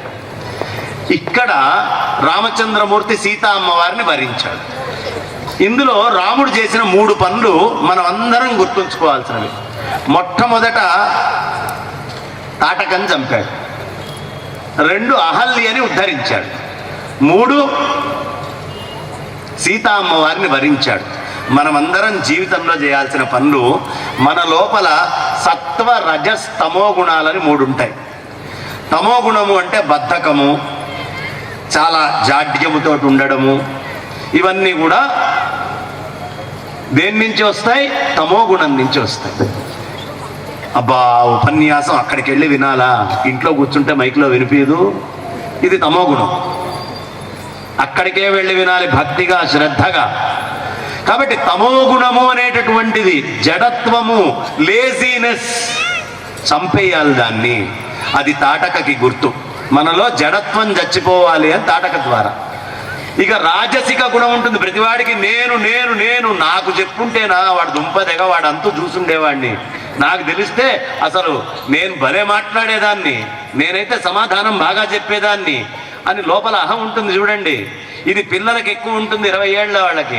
70 ఏళ్ళ వాళ్ళు అబ్బో ఇట్లాంటివి చాలా చూశానులే, మా వల్ల కాదని మాకు తెలిసి ఇప్పటికి 50 ఏళ్ళు అయింది, నువ్వు అరుస్తున్నావు అరువులే అని చూస్తూ ఉంటాను. నేనైతే వాడిని డొక్క జీల్చి డోలు గట్టి ఉండేవాడిని అంటాడు. అరే ఇవన్నీ మాకు అయిపోయినాయిరా, డొక్కలు లేవు డోలులు లేవు అని వీడికి తెలుస్తుంది. కాబట్టి ఈ రాజసికమైనటువంటి గుణం ఏదైతే ఉంటుందో దాన్ని సంస్కరించుకోవాలి. అహల్యను ఏం చేశాడు? సంస్కరించాడు. ఇక సత్వగుణమైనటువంటి సీతా అమ్మవారిని వరించాడు. మనందరికీ తెలియాల్సినటువంటిది ఏమిటయ్యా అంటే దేనిని వరించాలి, దేనిని సంస్కరించాలి, దేనిని సంహరించాలి, ఇది తెలియాలి. రామచంద్రమూర్తి బ్రహ్మాండంగా ఆయన అవతారాన్ని ముందరికి తీసుకొని వచ్చి మనకు చూపించినటువంటిది. ఈ లక్షణాలు ఎక్కడో లేవు, రామాయణం అంతా మనలో జరుగుతూనే ఉందమ్మా. అనునిత్యం రామాయణంలో చెప్పే ప్రతి క్యారెక్టరు మనలోనే ఉంది. మనలోనే శూర్పణఖ ఉంది, మనలోనే రావణాసురుడు ఉన్నాడు, మనలోనే సీతమ్మ ఉంది, మనలోనే హనుమత్ పరబ్రహ్మ ఉన్నాడు, మనలోనే రామచంద్రుడు ఉన్నాడు, మనలోనే లక్ష్మణ భరత శత్రుఘ్నులున్నారు, మనలోనే ఋషులున్నారు, మనలోనే పాతివ్రత్య ధర్మాలు చెప్పే ఉన్నాయి, మనలోనే పాతివ్రత్య ధర్మాల్ని జారవిర్చుకునేటువంటి లక్షణాలు ఉన్నాయి. అన్ని జారత్వ చోరత్వాల దగ్గర నుంచి పుణ్య పాపాలన్నీ మనలోనే ఉన్నాయి. కాబట్టి రామాయణం వింటే ఏమవుతుందయ్యా అంటే మనలో ఉండేటటువంటి చెడ్డ గుణాల నుంచి మనం సంస్కరించుకొని మంచిదైనటువంటి మహత్తరమైనటువంటి వస్తువుని వరించేటటువంటి వాళ్ళం అవుతాం. అందుకని రామాయణం వినాలి. ప్రతివాడు రామాయణం వినటానికి అవసరం ఏమిటయ్యా అంటే ఇదే కారణము. అందుకోసం రామాయణాన్ని వినాలి. కాబట్టి చక్కగా అలా విరిచారు. విరిచిన తర్వాత ఇక్కడి నుంచి దశరథుడికి వీళ్ళందరికీ కబురు వెళ్ళింది. వాళ్ళందరూ వచ్చారు. వాళ్లతో పాటే ఈ సీతారాములకి వరించడం అక్కడైంది. ఆ తర్వాత కళ్యాణం చేయాల్సి వచ్చింది. ఇక వెంటనే ఈ జనకుడి యొక్క సోదరుణ్ణి కూడా అక్కడికి ఆహ్వానం చేయటం అయింది. ఆ జనకుడి సోదరుడికి 2 కుమార్తెలు ఉన్నారు. జనకుడికి సీతతో పాటు ఇంకొక కుమార్తె ఉంది. ఈ నలుగురిని వరుసగా ఈ 4 కుమారులకి ఇచ్చి వివాహం చేయడానికి నిశ్చయించి అత్యద్భుతంగా ఆ వివాహాన్ని జరిపారు. అక్కడి నుంచి ఇక బ్రహ్మాండంగా అయోధ్య నగరానికి వీళ్ళందరూ కూడా ఆనందంగా వెళ్ళారు. అయోధ్య అంటే ఎందుకు గొప్పదయ్యా ఈ భారతదేశంలో? మనకి మోక్షానికి 7 నగరాలు ఉన్నాయి. ఏమేంటవి? అయోధ్య, మధుర, మాయ, కాశీ, కాంచి, అవంతిక, పురి, ద్వారవతి చైవ సప్తయతే మోక్షదాయక. 7 మోక్షాన్ని ఇచ్చే వాటిల్లో మొట్టమొదటిది ఏమిటయ్యా అన్నారు? అయోధ్య. అక్కడ నువ్వు కష్టపడి ఇంద్రియాలతో యుద్ధం చేయక్కర్లా.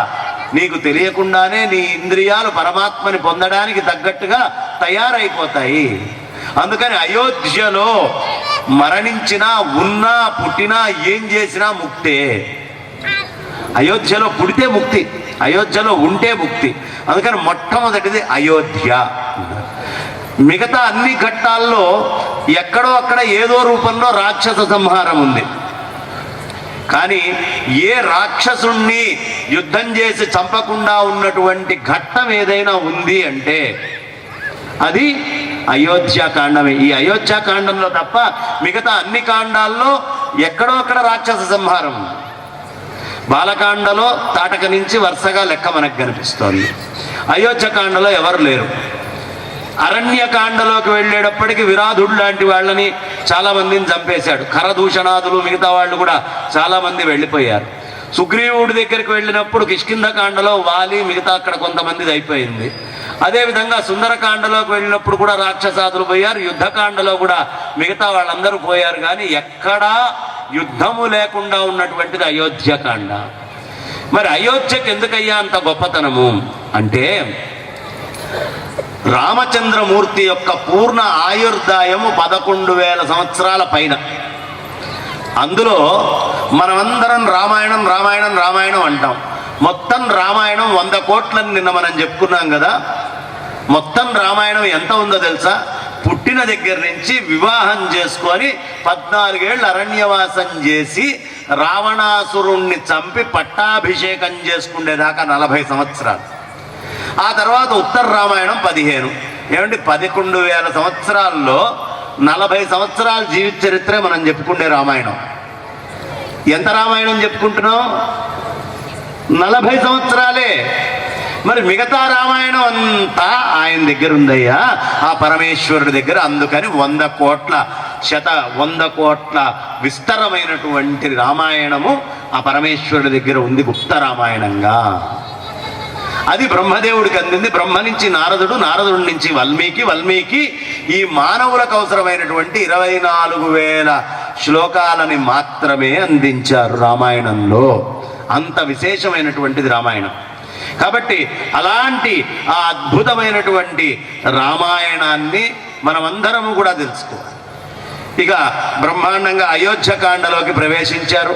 ఈ అయోధ్యకాండలోకి వెళ్ళేటప్పటికీ అనేకమైనటువంటి విశేషాలు. అయోధ్యకాండలో పట్టాభిషేకానికి ముహూర్తం పెట్టుకుందాం అనుకున్నారు. ఆయన బ్రహ్మాండంగా మన దశరథుల వారు ఓ రోజు అద్దం ముందరికి వెళ్ళి నిల్చున్నాడు. మనిషి ముసలివాడైనట్టు ఎప్పుడో తెలుసా అండి? మీసం తెల్లబడితే ముసలివాడైనట్టు కాదు, జుట్టు తెల్లబడితే ముసలివాళ్ళు అయినట్టు కాదట. మరి ఏమండి, కనుబొమ్మలు తెల్లబడితే ముసలివాళ్ళు అయినట్టు అయినా కూడా కాదట.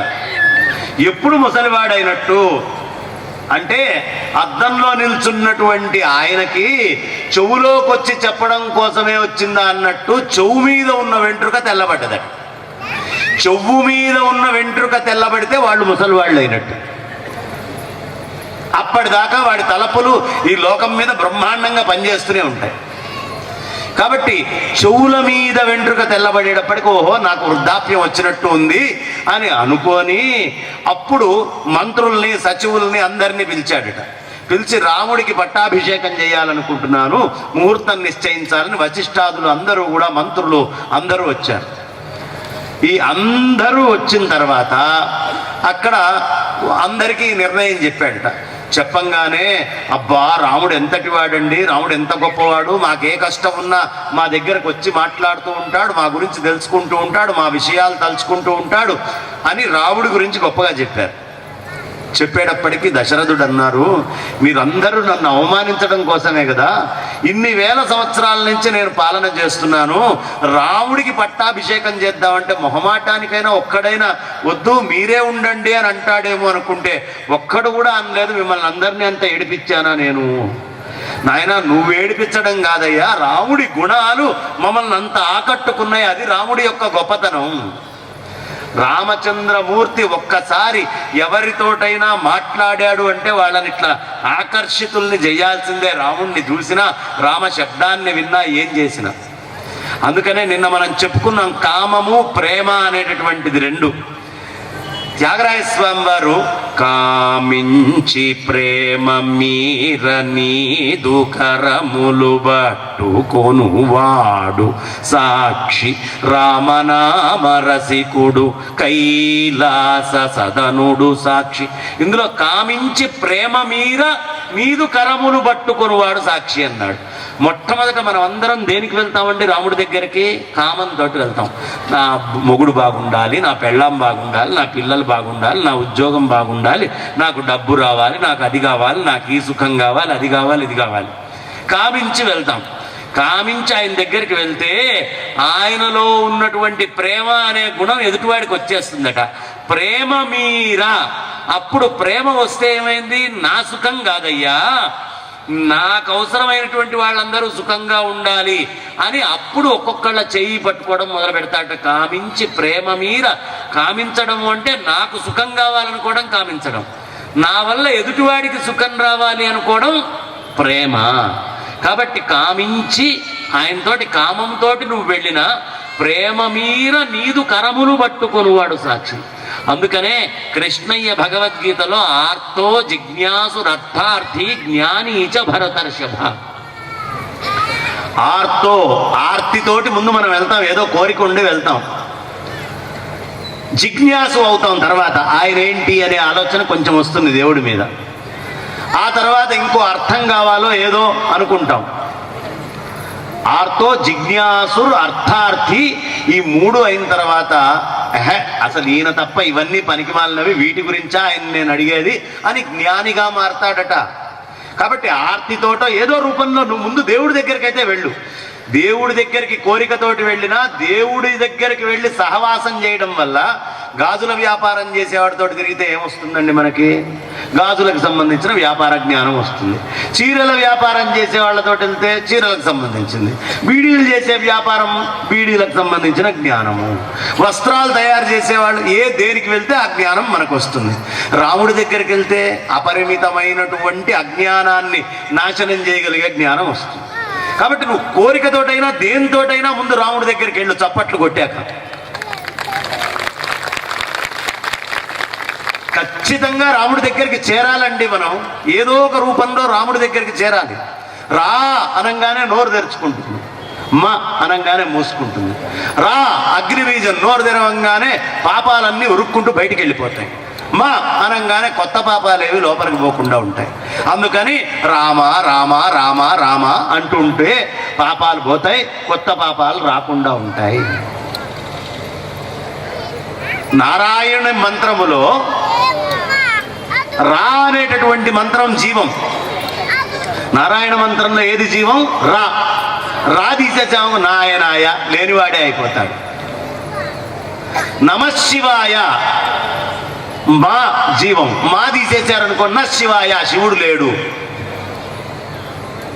కాబట్టి నారాయణ మంత్రంలో రా, నమశివాయలో మా, ఈ రెండూ తీసుకొస్తే రామ. శివుడికి విష్ణుమూర్తికి ఇరువురికి జీవమైనటువంటిది ఏదైనా ఉంది అంటే అది రాముడు. అందుకనే శివకేశవ భేదం చూడకూడదు.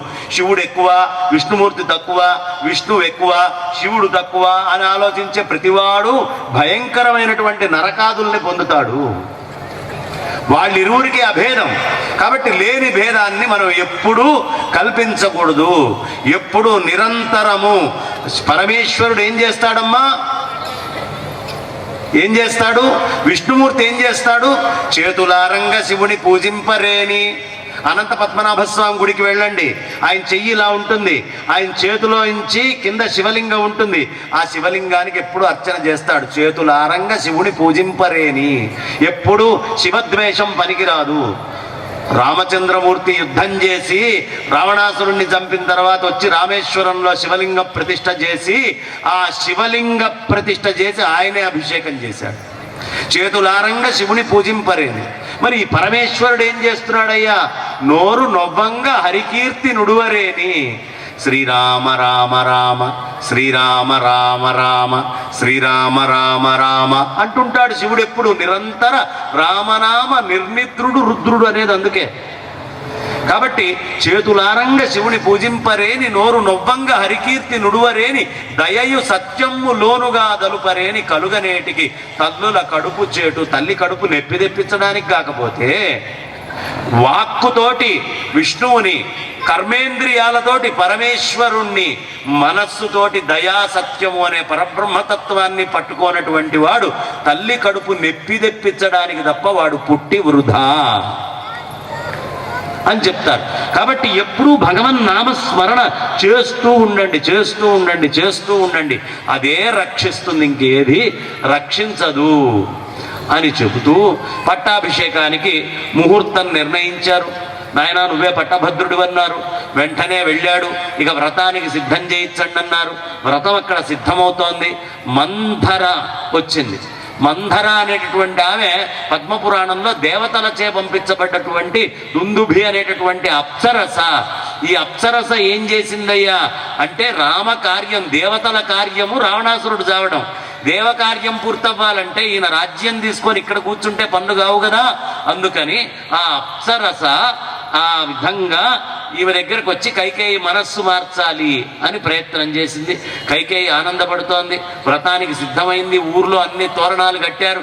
ఎక్కడ చూసినా మంచి పెద్ద పెద్ద హోర్డింగులు, బోర్డింగులు, రకరకాలైనటువంటి బ్రహ్మాండమైనటువంటి దండలు, మాలలు, వేదికలు అన్ని ఏర్పాటు చేశారు. అసలు దేదీప్యమానంగా వెలిగిపోతోంది అయోధ్య నగరం. పురవీధుల్లో ఎక్కడ చూసినా వెలుతురు కాగడాలతో నిండిపోయి ఉంది. అంత వెలుగుతోటి సుసంపన్నంగా ఉంది. అందరూ పండగ చేసుకుంటున్నారు.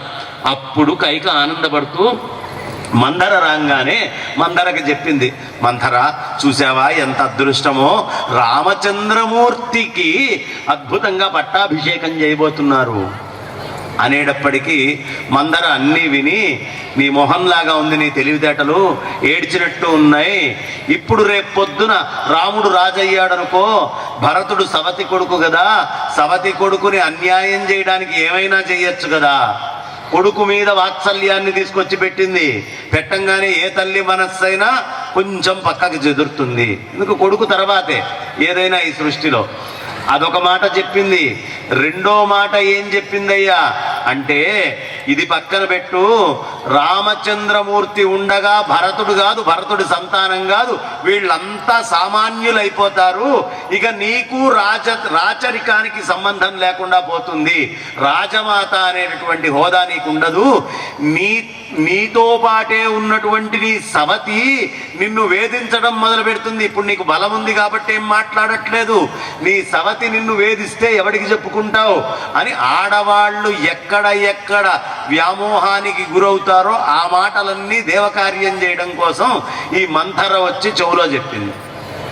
అప్పటిదాకా లేనటువంటి అనుమానం, ఆడవాళ్ళకి అనుమానం చాలా తొందరగా వస్తుంది. భయంకరమైనటువంటి కలికాలం ఇది, మామూలు కాలం కాదు. ఎంత కలికాలం అయ్యా అంటే మొగుడొచ్చి పెళ్ళాంతో చెప్పాడట, ఏమే ఇన్సూరెన్స్ కట్టాను, ఆమె ఏదో పని చేసుకుంటోంది పాపం, ఏదో పరధ్యాసలో ఆమె ఉంది. ఏమే ఇన్సూరెన్స్ కట్టాను, నాకేమైనా అయితే నీకు ₹1,00,00,000 వస్తాయి అని చెప్తే ఆమె ఏదో పరధ్యాసలో ఉండి నాకు అంత అదృష్టం కూడాను అని జుట్టు కప్పుకొని పక్కకి వెళ్ళిపోయిందట. అలాంటి కలికాలం ఇది. నాకు అంత అదృష్టం కూడాను అంటే నువ్వు చచ్చేవాడుగా, నువ్వు చస్తే కదా నాకు వచ్చేది, నువ్వు చావలే పో అనేటటువంటి రోజులు. పాపం తల్లి, కొడుకు, తండ్రి ముగ్గురు చంద్రభాగా నది దగ్గరికి వెళ్ళారట. ఆ చంద్రభాగా నది పాపం అప్పుడే డ్యామ్ తెరిచారు, కాస్త చక్కగా ప్రవాహం వస్తోంది. వస్తుంటే ఈ కొడుకు తండ్రి ఇద్దరు నీళ్లలో ఈత కొడుతున్నారు. చంద్రభాగలో ఈత కొడుతూ కొంచెం దూరం దాకా వెళ్ళారట. ఈ ఒడ్డు మీద ఉన్న తల్లి కొడుకుతోటి, అరే ఏమిటి లోపలికి వెళ్తున్నావు, వెధవా బయటికి రా అని పిలిచింది. కొడుకు ఈత కొట్టుకుంటూ బయటికి వచ్చాడు. అదేంటి అమ్మా, నాన్న కంటే నేను బాగా ఈత కొడతా కదే, నాన్నని పిలవలేదు, నన్ను మాత్రమే పిలిచావు, ఇది తప్పు కాదా అమ్మా అని అడిగాడు. అడిగితే ఆ తల్లి మహాసాధ్వి ఆమంది, ఛీ నీకు మీ నాన్నకి సామ్యమా, మీ నాన్న ఎక్కడా, నువ్వెక్కడా, మీ నాన్నకి ₹1,00,00,000 ఇస్తుంది, నీకేముంది రారా అని పిలిచేటటువంటి కలికాలం ఇది. ఇలాంటి కలికాలంలో, ఇంత భయంకరమైనటువంటి కలి తిరుగుతున్నటువంటి రోజులలో ఇక్కడ కూర్చొని మనం రామాయణం చెప్పుకుంటున్నాము అంటే ఇంకా ఎక్కడో ధర్మము అనేటటువంటిది నడుస్తూ ఉంది అని దాని అర్థం. ఇంతమంది వచ్చి కూర్చొని వింటున్నారు అంటే. కాబట్టి ఇలాంటి అద్భుతమైనటువంటి ఈ రామాయణం చెప్పేటప్పుడే నా మీద బాధ్యత ఏమిటయ్యా అంటే మధ్య మధ్యలో మీతోటి భగవన్నామాన్ని అనిపించడం. మీరు చేసినటువంటి పాపము నాతో పాటుగా పోవాలి. కాబట్టి చెప్పండి, శ్రీరామ జయ రామ జయ జయ రామ, శ్రీరామ జయ రామ జయ జయ రామ, శ్రీరామ జయ రామ జయ జయ రామ, శ్రీరామ జయ రామ జయ జయ రామ, శ్రీరామ జయ రామ జయ జయ రామ, రామ రామ రామ సీతా రామ రఘురామ,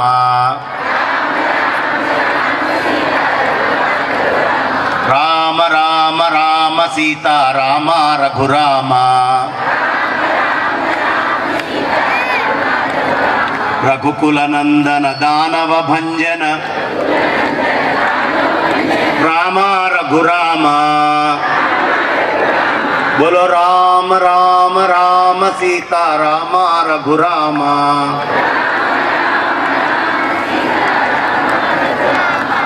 रघुकुल नंदन दानव भंजन राम रघुराम.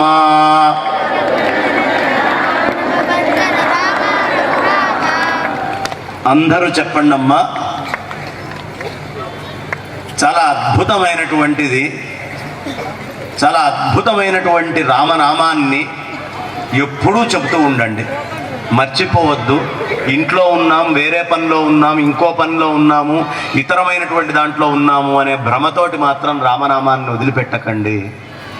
గాలి ఆడితే పుట్టాడు అన్నారు, గాలి ఆగితే పోయాడు అన్నారు. గాలి ఆడితే పుట్టాడు, గాలి ఆగితే పోయాడు.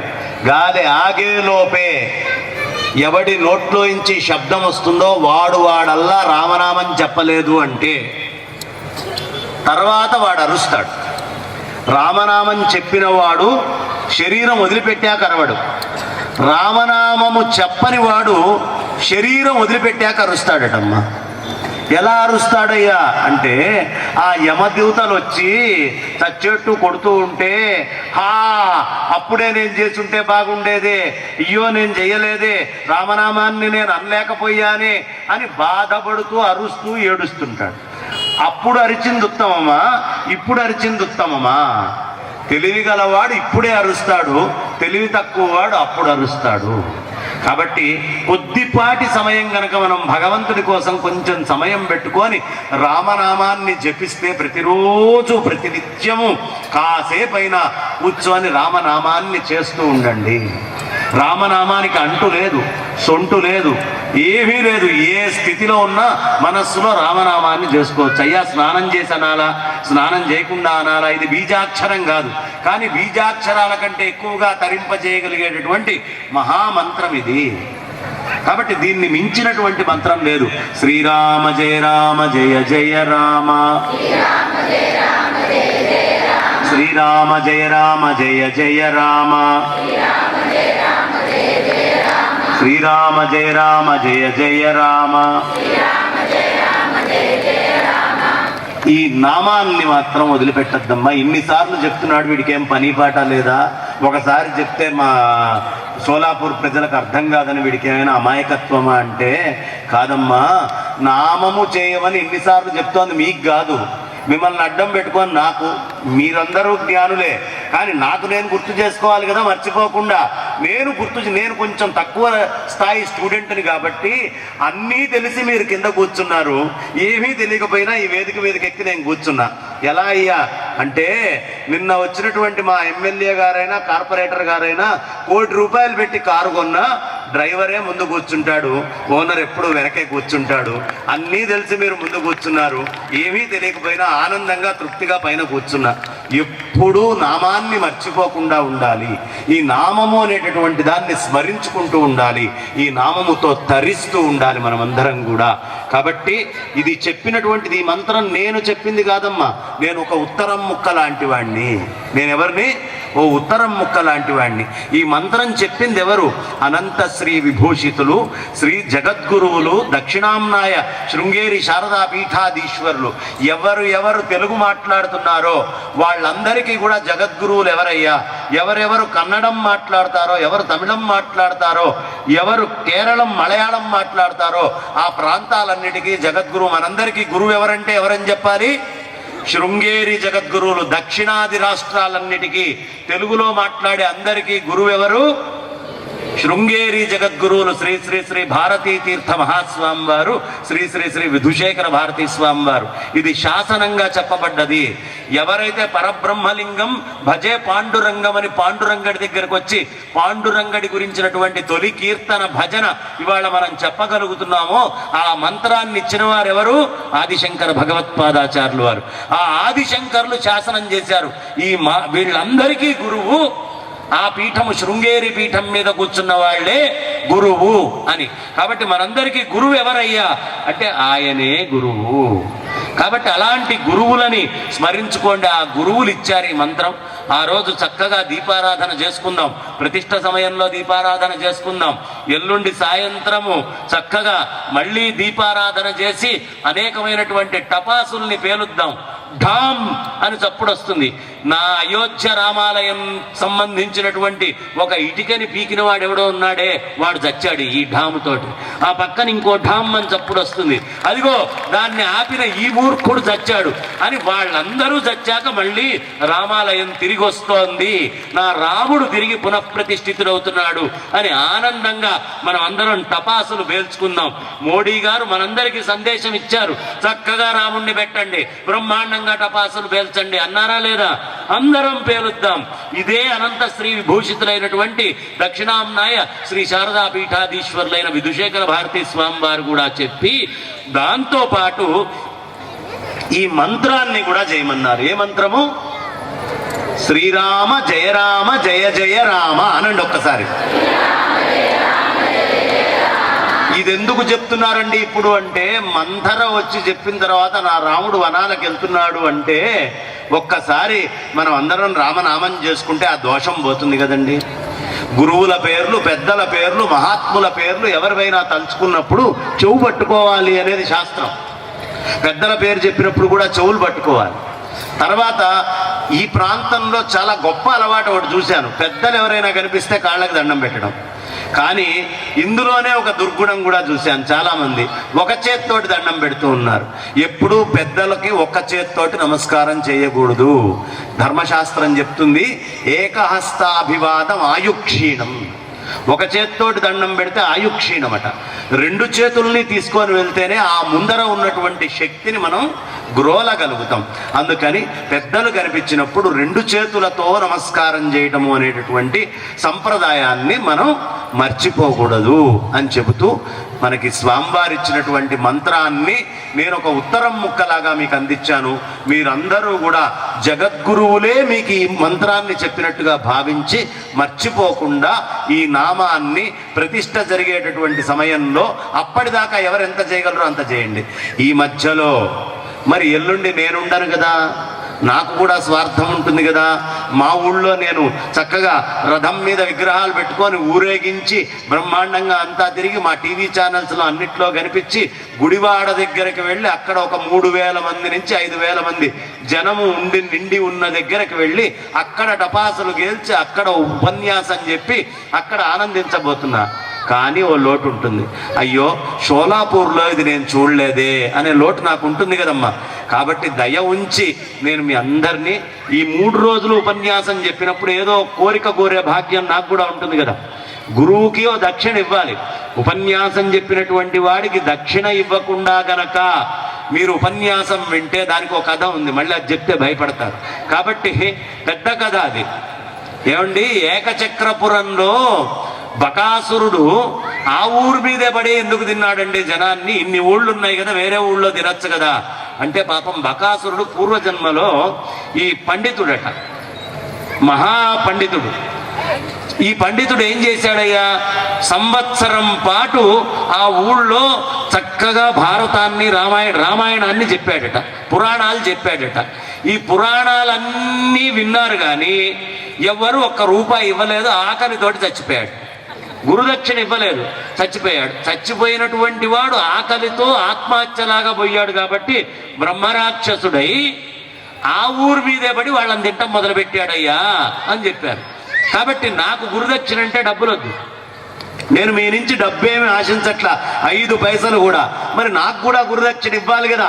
అది ఏమిటయ్యా అంటే రేపు సాయంత్రం అందరూ ఇళ్ల నుంచి ఒక దీపాలు తీసుకొని వచ్చి చిన్న హారతి పెట్టుకొని చక్కగా అందులో మా పంచపాళి పెట్టుకొని కుంకుమ, పసుపు, గంధము, చక్కగా అక్షతలు ఇవి పెట్టుకొని సాయంత్రం ఇక్కడికి వచ్చి ఆడవాళ్లే ఇవ్వాలి, మగవాడు హారతి ఇవ్వకూడదు అని దయ ఉంచి అనుకోకండి.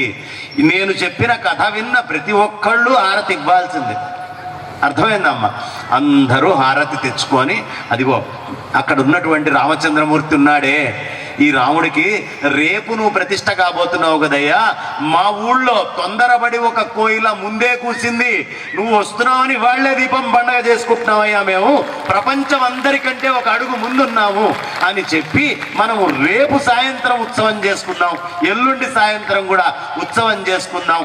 ఒక దీపాల మాలలాగా. దీపావళి అంటే దీపావళి ఒక్కరోజే దీపావళి కాదు, వెనక రోజు నరక చతుర్దశి ఉంటుంది, దీపావళి ఉంటుంది, మళ్ళీ దీపావళి మరుసటి రోజే గోవర్ధనోత్సవం ఉంటుంది, నరక చతుర్దశికి వెనకాల ధన్తేరస్ ధనత్రయోదశి ఉంటుంది. కాబట్టి అది పండగ వరుసగా ఎలా ఉంటుందో మరి రాముడు వస్తున్నప్పుడు వచ్చే దీపావళి కూడా ఆ ఒక్కరోజు చేస్తే గొప్పతనం ఏమిటండి? ఇవాళ ఇక్కడ 5 దీపాలు పెడతాం, ఇవాళ ధన్తేరస్, రేపు నరక చతుర్దశి, ఎల్లుండి దీపావళి, రాముడి ప్రతిష్ట. ఎల్లుండి ప్రతిష్ట అయిన తర్వాత అవతల ఎల్లుండి నైవేద్యం పెట్టి ఇంకోసారి చేసి 5 రోజుల దీపావళి పండగని దిగ్విజయంగా మనం అందరం చేసుకుందాం. భలే మొహమాటస్తులే. ఇక్కడ కొంతమందికే కాస్త ధైర్యం ఉంది గట్టిగా చప్పట్లు కొట్టడానికి. గట్టిగా మొహమాటం ఎందుకమ్మా? జై శ్రీరామ్, జై శ్రీరామ్, జై శ్రీరామ్. ఆగకుండా అరుస్తున్న వాడిని నేను. కాసేపు లేపు చప్పట్లు కొట్టలేరమ్మా? నేను ఇంతసేపు గొంతు దించుకొని అరుస్తుంటే మీరు చప్పట్లు కొడితే 1 నిమిషం నాకు గ్యాప్ వస్తుంది కదా. నా గొంతుకు రెస్ట్ ఇచ్చిన పుణ్యం మీకు వస్తుంది కదా. గట్టిగా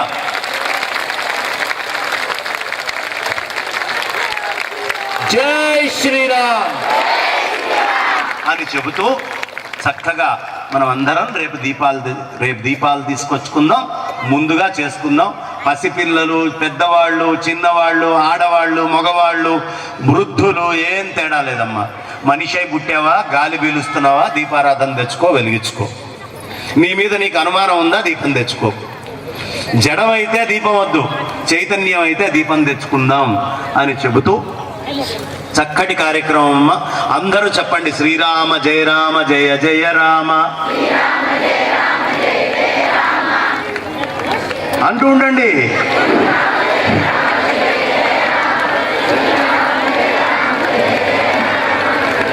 గురువు గారు ఈరోజు చాలా ఆనందంగా అందరినీ సంతోషంగా చైతన్యవంతులు చేశారు అనడం చాలా ముఖ్య ఉద్దేశం. అందరినీ చైతన్యవంతులుగా తీర్చిదిద్దారు ఈరోజు. వాళ్ళు మాటలు వినడానికి నామం ఆపుతున్నారమ్మా. ఎక్కడ అవకాశం దొరికితే అక్కడ ఆపేద్దామనే ప్రయత్నంలో ఉన్నారు. ఆగకుండా గట్టిగా శ్రీరామ జయ రామ జయ జయ రామ. ఈ రోజు ఇప్పుడు గురువు గారిని సత్కరించడానికి స్వస్తిక్ ప్రతిష్టాన్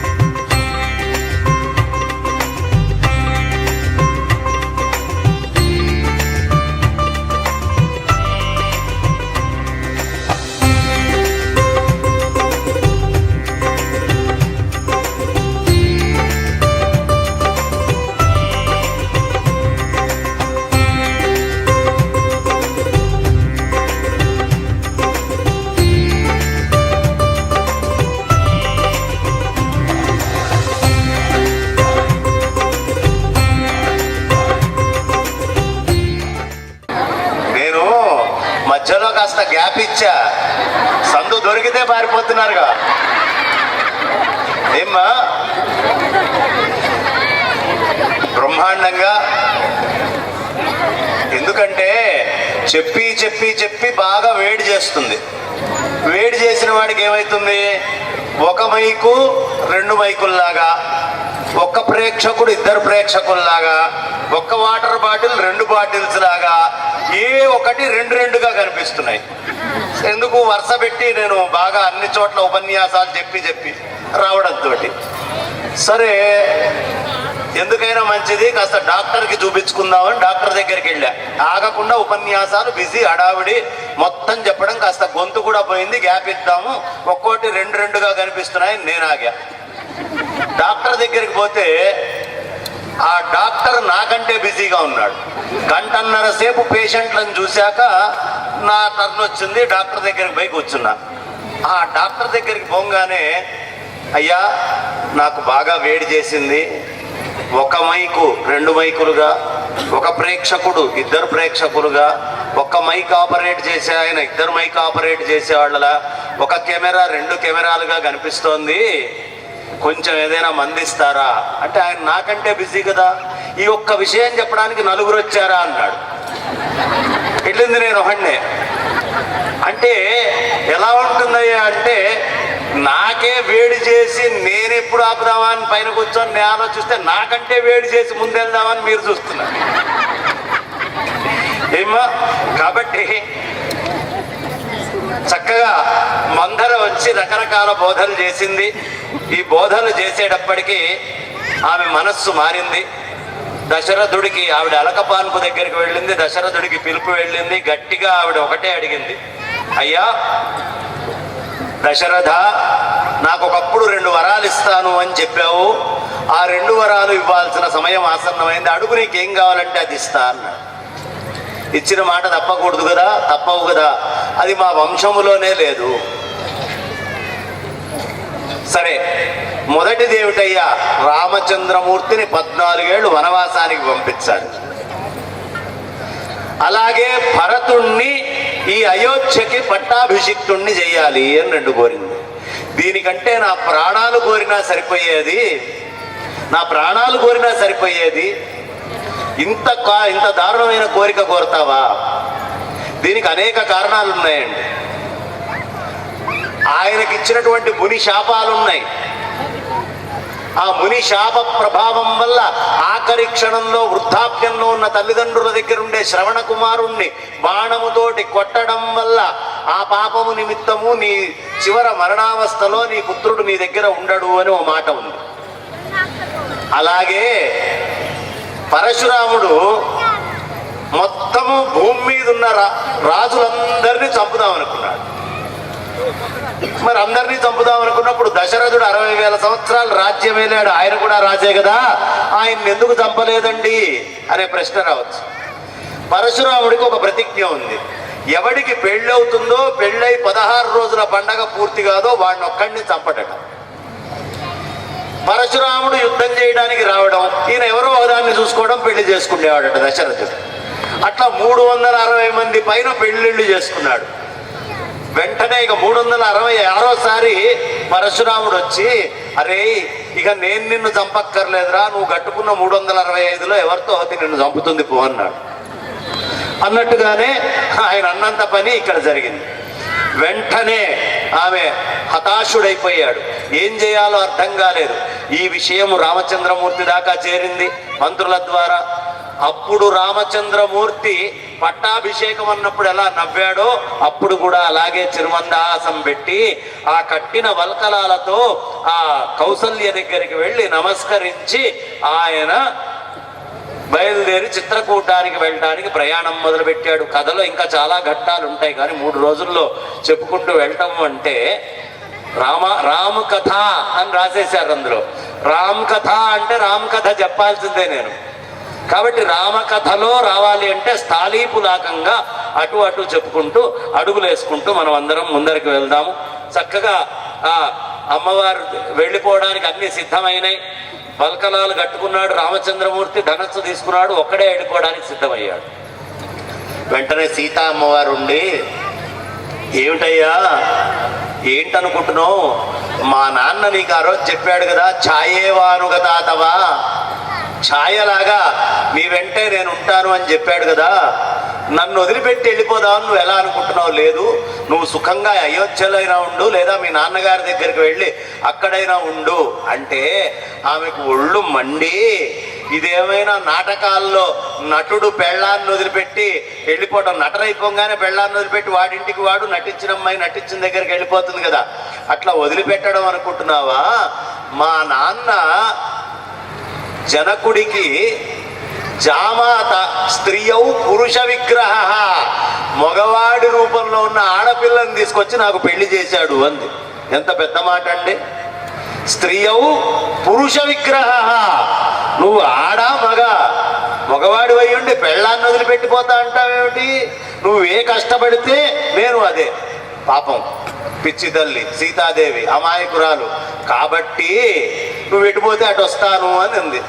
అదే ఇప్పుడైతే నాటి సీతమ్మగావున నాదుడి విడువ కడవికింబయనించెనంతేగాని నేటి సీతమ్మ అయినచో నీవే బొమ్ము నేను మా అమ్మగారింట నిలుతున్నదే. నేటి సీతమ్మ అయితే ఏముంటుంది? సుఖంగా ఉన్నప్పుడు నేను ఉంటాను. ఇప్పుడు పెళ్లి సంబంధాలు కూడా అంతే ఉన్నాయమ్మా.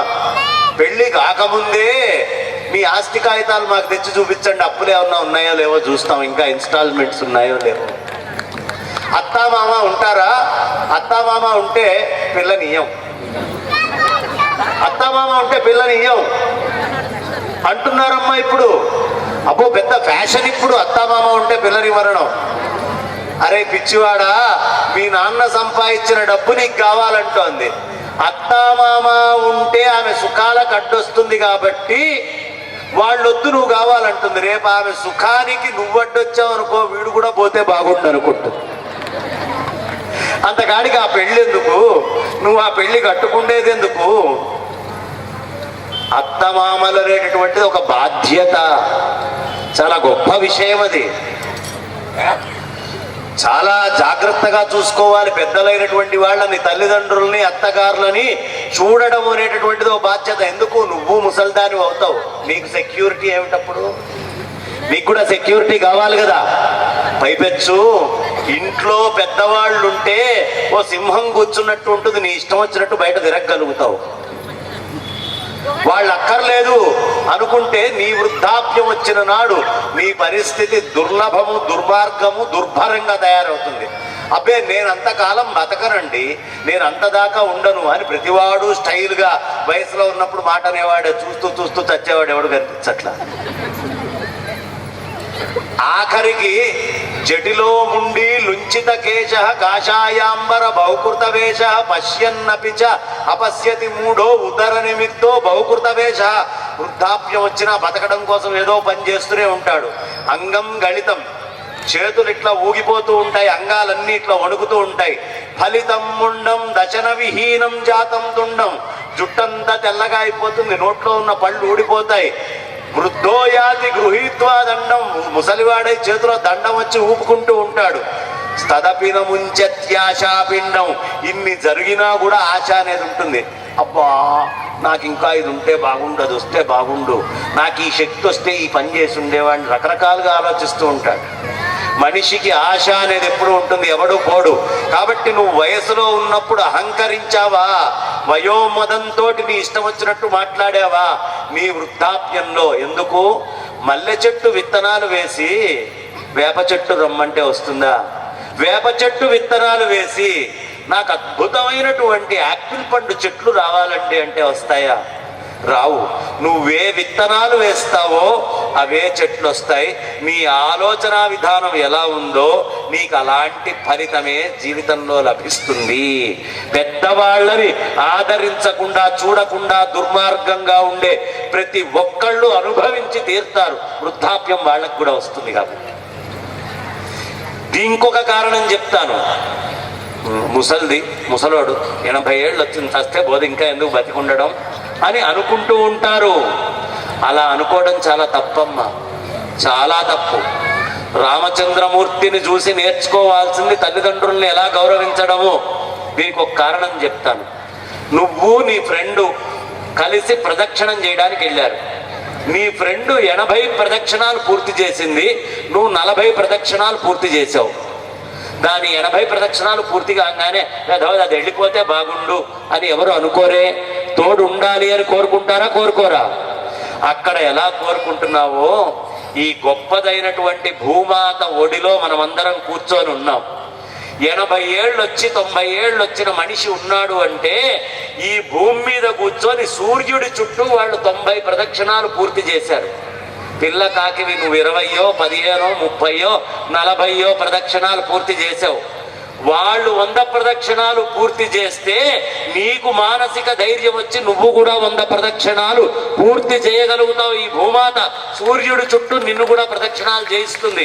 90 ప్రదక్షిణాలు చేసిన వాడికి వెళ్ళి నమస్కారం చేస్తే నీకు కూడా 90 ప్రదక్షిణాలు చేసే ఫలితం వస్తుంది, 100 చేసేది. అందుకని నీకంటే ఎక్కువ ప్రదక్షిణాలు చేశారు సూర్యనారాయణమూర్తి చుట్టూ వాళ్ళు. కాబట్టి బ్రాహ్మడి దగ్గరికి వెళ్తారు, మా దగ్గరికి వచ్చి నమస్కారం చేస్తాం, అక్కడ పండితులు కూర్చొని ఉన్నారు. పండితుల దగ్గరికి వెళ్ళి నమస్కారం చేస్తే వాళ్ళు ఏమని దీవిస్తారమ్మా? శతమానం భవతి శతాయు పురుష శతేంద్రియ ఆయుష్యేవేంద్రియే ప్రతిష్టతి. 100 ఏళ్ళు బతుకు. దేనికి 100 ఏళ్ళు బతకాలి? 100 ఏళ్ళు నువ్వు బతికితే 100 ప్రదక్షిణాలు సూర్యనారాయణమూర్తి చుట్టూ నువ్వు తిరుగుతావు. అందుకని ఆయన పోయాడు, నేను కాటికి కాళ్ళు చాచున్నా, నేను చచ్చిపోతే బాగుండు, నేను పోతే బాగుండు అనుకునే ఆలోచన కూడా ఆత్మహత్య. ఎప్పుడూ చేయకండమ్మా. 100 ప్రదక్షిణాలు సూర్యుడికి పూర్తి కావాల్సిందే, భగవన్నామం చేస్తూ చేయాల్సిందే.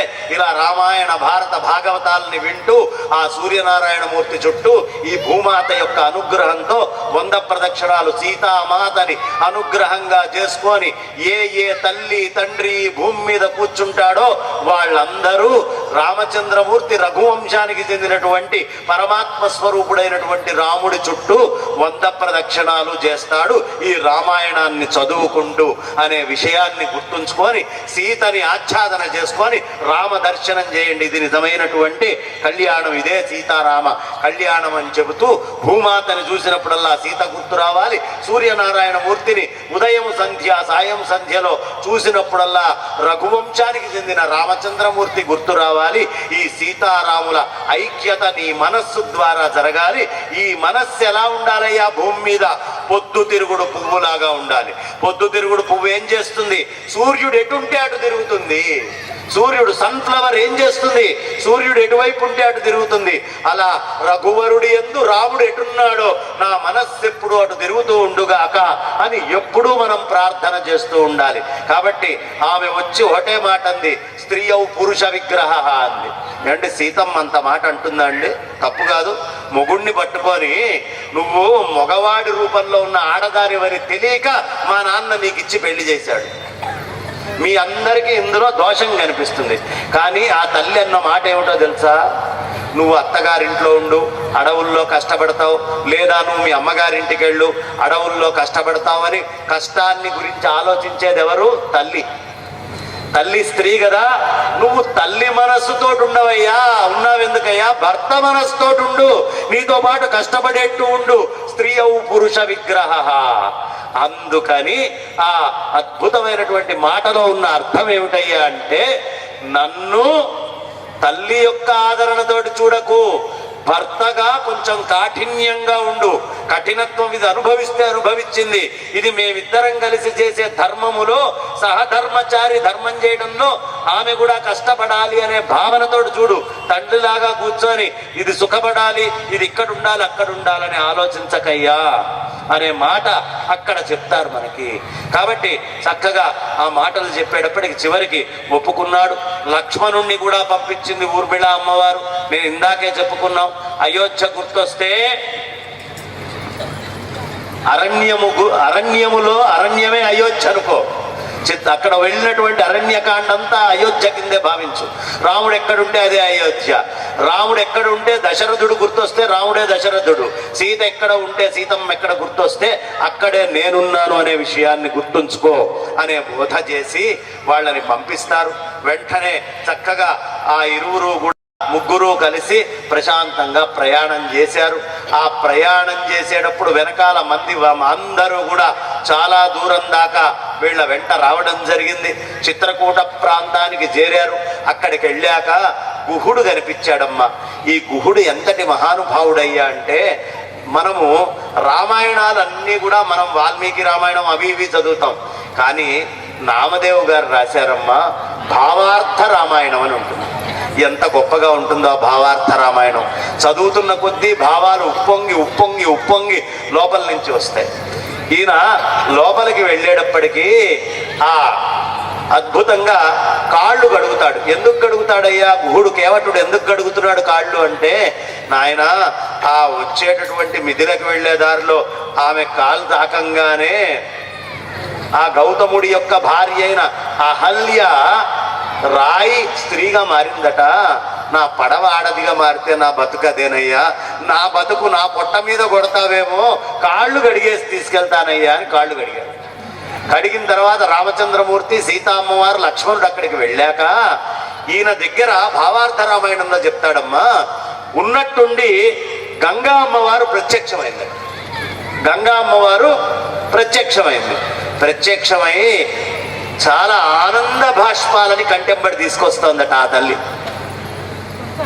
నేను పుట్టింటిని వదిలిపెట్టినటువంటి ఆడది మెట్టింటికి వెళ్ళి మెట్టింటిని కూడా వదిలిపెట్టి దారి తెన్ను తెలియకుండా తిరిగేటటువంటి నన్ను, ఓ గుహుడా మళ్ళీ పుట్టింటికి చేర్చావయ్యా, ఏమి భాగ్యము, నాకెంత అదృష్టాన్ని ఇచ్చావు అని నమస్కరిస్తుందట గంగమ్మ.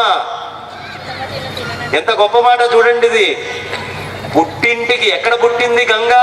విష్ణు పాదోద్భవి గంగా, విష్ణువు యొక్క పాదాల నుంచి పుట్టింది.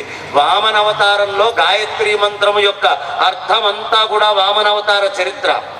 వామనావతారంలో మనం గాయత్రి చెప్పుకునేటప్పుడు ఓం భూహం భువహం స్వహం మహాంజన హంతభావకం సత్యం అని చెప్తాం కదా. మొత్తం మంత్రం చెప్పకూడదు, అందుకనే మొదటిది చెప్పి కత్తిరిస్తున్నా.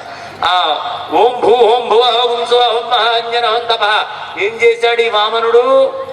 బుడిబుడి అడుగుల్లాగా వచ్చి భూమి మీద ఇట్లా ఉన్నవాడు భువహ ఓగుం సువహ ఓం మహః ఓం జనః ఓం తపః ఓగుం సత్యం, సత్యలోకం దాకా కాలు లేపాడట.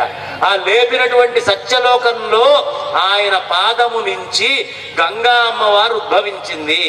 గంగ ఎక్కడి నుంచి వచ్చింది? విష్ణు పాదోద్భవి గంగా. అలా పాదము నుంచి పుట్టినటువంటి గంగ అక్కడ చేరి బ్రహ్మలోకానికి వెళ్ళి అక్కడి నుంచి మహేశ్వరుడు పరమేశ్వరుడు ఆయన యొక్క భర్తగా భావించేటటువంటి మెట్టింటికి వెళ్ళి ఆ మెట్టింటి నుంచి మళ్ళీ భూమి మీదకి వచ్చి ఎటు పోవాలో తెలియక పాతాళానికి దారి తెన్ను కలవకుండా తిరుగుతున్నటువంటి ఆ అద్భుతమైనటువంటి ప్రవాహము చక్కగా అలా అలా అలా వెళ్తూ గుహుడి పుణ్యమాని మళ్ళీ ఆ విష్ణువు యొక్క పాదాలు రామ పాదాలని చేరిందయ్యా. పుట్టింటికి వెళ్ళినటువంటి స్త్రీకి ఎంత ఆనందం కలుగుతుందో అంత ఆనందాన్ని ఇచ్చావు. స్త్రీకి పుట్టింటిని చూస్తే చాలు, ఆ తల్లి తిట్టినా వాళ్ళు ఏదైనా రెండు మాటలు అన్నా, అవతల అత్తగారింట్లో 50,000 రూపాయల చీర పెట్టినా పుట్టింట్లో నుంచి వచ్చే 500 రూపాయల చీరకుండే విలువ ఆ ప్రేమ ఇందులో కనిపించదు. ఆ పుట్టిల్లు అంటే అంత ఇష్టం. అలా పుట్టింటికి చేర్చావయ్యా నన్ను, ఎంత అదృష్టము అని చెప్పి చక్కగా ఆ తల్లి కనిపించింది అని భావార్థ రామాయణంలో నామదేవుడి వాళ్ళ నామదేవుడి దగ్గరికి కూడా వెళ్ళి ఆయన దర్శనం కూడా ఎదురుగుండా చేసుకున్నాను. నువ్వు సగం గాలినకుండవురా అంటాడు. మళ్ళీ ఆ కథ చెబితే రామాయణంలో పిడకల వేట అని మళ్ళీ వేరే వేరే వేరే వేరే కథలన్నీ వస్తాయి. కాబట్టి ఈ రామాయణంలో చక్కగా అలా ముందరికి వెళ్ళారు. ఆ వెళ్ళినటువంటి సీతారాముల్ని బ్రహ్మాండంగా ఈ కేవటుడు ఈ గుహుడు చక్కగా తీసుకొని వెళ్ళాడు. గుహుణ్ణి కౌగిలించుకున్నాడండి రామచంద్రమూర్తి. అందరూ అంటూ ఉంటారు ఇవాళ రేపు లేని ఒక ఆర్యన్ ద్రవిడియన్ థియరీని తీసుకొచ్చి వీళ్ళు ఆర్యులు, వీళ్ళు ద్రవిడులు, వీళ్ళు ఇది వాళ్ళు అది అని విభజన చేసి కొడుతూ ఉంటారు. మీ దగ్గర అంతా కూడా కుల వ్యవస్థ అది ఇది అని. ఏమండి ఒక్క మాట చెప్పండి, రామచంద్రమూర్తికి ముగ్గురే మిత్రులు ఉన్నారు. ముగ్గురునే మిత్రుడు అన్నాడు. ఎవరా ముగ్గురు? ఒకడు గుహుడు, 2 సుగ్రీవుడు, 3 విభీషణుడు. విభీషణుడు రాక్షస జాతికి చెందినవాడు, వాడిని తీసుకున్నాడు. సుగ్రీవుడు వానర జాతికి చెందినవాడు, వాడిని మిత్రుడుగా అంటే ట్రైబల్ మిత్రుడిగా తీసుకున్నాడు. గుహుడు పడవ నడుపుతూ కేవటుడిగా, కేవట వంశంలో ఉండేటటువంటిది ఏమిటి అంటే ఈ శవాన్ని కాల్చేటటువంటి దగ్గర నుంచి కూడా కేవట వంశంలో వస్తుంది. పదవుల్ని ఇటు దాటించడమే కాకుండా గుహుడి యొక్క కులం అది కూడా సంబంధించినటువంటిది. అందుకనే చిత్రకూటానికి వెళ్తే పడవలో తీసుకొని వెళ్ళి ఇదిగో ఈ శవాలు కాల్చే దగ్గర అంతా కూడా మా రాముడు ఇక్కడికి వచ్చి మమ్మల్ని అందరినీ అనుగ్రహించాడు అని అక్కడ చూపిస్తూ ఉంటాడు. ఎక్కడైనా ఆయన చూడండి కౌగిలించుకున్నాడా, ఆంజనేయ స్వామిని కౌగిలించుకున్నాడు. సీతా అమ్మవారినైనా లోపల కౌగిలించుకున్నాడేమో ఎవరికి కనిపించకుండా, కానీ గుహుణ్ణి ఆంజనేయ స్వామి వారిని బాహాటంగా కౌగిలించుకున్నాడు రామచంద్రమూర్తి. కాబట్టి ఈ భేదాలు ఇవన్నీ కూడా లేనటువంటివి మనకి చాలా కల్పిస్తూ ఉన్నారు, చాలా కల్పిస్తూ ఉన్నారు. ఈ భేదాలు మనలో ఉండకూడదు. శంకరాచార్యుల వారు ఈ భేదాలన్నిటినీ దూరం పెట్టండి అని మనందరికీ స్పష్టంగా ఆయన నమే జాతి భేద న మృత్యుర్న శంక నమే జాతి భేద పితానైవ మేనైవ మాతా చ జన్మ న బంధుర్న మిత్రం గురుర్నైవ శిష్య చిదానంద రూప శివోహం శివోహం అహం నిర్వికల్పో నిరాకార రూప విభుత్వాచ్చ సర్వత్ర సర్వేంద్రియాణి నచ సంగతిర్నైవ ముక్తిర్నమేయ చిదానంద రూప శివోహం శివోహం. ఎంత బాగా చెప్పాడమ్మా. ఇవన్నీ భేదాలు అనేటటువంటివి మనం కల్పించుకుండేది. వృత్తులు మన దగ్గర ఉన్నాయి, మనం తీసుకున్న వృత్తికి మనం ధర్మం చెయ్యాలి. అలా అని ఇంకెవరిని అసహ్యించుకోకూడదు. అందరం ఒకటిగా ఆనందంగా జీవించాలి. ఎవరి తపస్సు వాళ్ళదిగా బ్రహ్మాండంగా జీవించడం అనేదే నిజమైనటువంటి సనాతనమైన వైదిక ఋషి యొక్క హృదయము. గట్టిగా ఒకసారి చప్పట్లు కొట్టండి. అందరము ఒకటే. అలా బ్రహ్మాండంగా ఇతరులని అసహ్యించుకోకుండా, చిన్న పెద్ద ఎవరు తేడా లేకుండా అందరిలో ఎవరు రాముణ్ణి చూస్తారో అలాంటి వాళ్ళని రాముడు చూస్తాడు. ఏమ్మా ఎలా ఉంటుందయ్యా అంటే, తిరుపతి వెంకటేశ్వర స్వామి గుడికి మనం వెళ్తాం. వెళ్ళంగానే మనం అట్లా జయ విజయుల దగ్గరకి ఇట్లా రాగానే స్వామిని మనం చూసే లోపలికే ఒక్కసారి పక్కకు దోస్తాడు. ఆ తోసిన తోపు మనం ఎక్కడుంటాం పోయి ఆ అమ్మవారి దగ్గరికి వెళ్ళి ఆ అమ్మవారి దగ్గర ఉండే ఆ బంగారు బావి దగ్గర పడతాం పోయి. అవునా? ఆ బావి దగ్గర దాకా దోస్తాడు వాడు. పైపెచ్చు ఇదివరకు గోవింద అని అర్చుంది, జయజరుగు అని దోస్తున్నాడు. ఇప్పుడు ఇదివరకైనా కాస్త గోవింద శబ్దమైనా వినిపించిందని ఆనందపడేవాళ్ళం. అయితే ఏమని ఆనందపడాలయ్యా అంటే, నేను గోవిందుణ్ణి చూశానా అని ఆనందపడక్కర్లా, ఈ ఎదురుగుండా పోయాను గోవిందుడు నన్ను చూశాడు. మనం ఆనందపడాల్సింది ఏమిటయ్యా అంటే, నేను గోవిందుణ్ణి చూశానా అని కాదు, గోవిందుడు ఖాయంగా నన్ను చూశాడు. ఎందుకంటే ఆయన చూపు చాలా తీక్షణమైంది. గోవిందుడి చూపులో నేను పడ్డాను అని ఆనందం కోసం గట్టిగా చెప్పండి, గోవిందా గోవిందా. ఏదో రోజు గోవిందా గుర్తుంచుకోండి, గట్టిగా గోవిందా అని చెబుతూ బ్రహ్మాండంగా అక్కడికి వెళ్ళాడండి. ఆ వెళ్ళిన తర్వాత ఈ అమ్మవారి మాటలు ఇవన్నీ కూడా అయిపోయిన తర్వాత ఈ మొత్తాన్ని దాటి చిత్రకూటంలోకి ప్రవేశించారు స్వామివారు. ఇక మిగతా విషయాలన్నీ కూడా రేపటి రోజున చెప్పుకుందామని, ఇంతకంటే కూడా సంక్షిప్తంగా ఇంకా వేగంగా రామకథ మనం చెప్పుకోవచ్చు. ఈ రామకథ జీవితాంతం చెప్పుకోవచ్చు, 3 రోజులు చెప్పచ్చు. ఏమండి, కరెక్టా కాదా? ఎవడైనా ఇందులో సముద్రంలో స్నానం చేసిన వాళ్ళు ఉన్నారా? చేయలేపండి. సముద్రంలో స్నానం చేసిన వాళ్ళు ఉన్నారా? సముద్ర స్నానం చేశారా? సముద్ర స్నానం చేసిన వాళ్ళు ఓకే. మన అద్భుతమైనటువంటి చంద్రభాగా నదిలో స్నానం చేసిన వాళ్ళు చేయలేపండి. చంద్రభాగా నది స్నానం చేశారా? నదిలో ఉన్న నీళ్ళన్నీ పోసుకొని స్నానం చేసిన వాళ్ళు చేయలేపండి.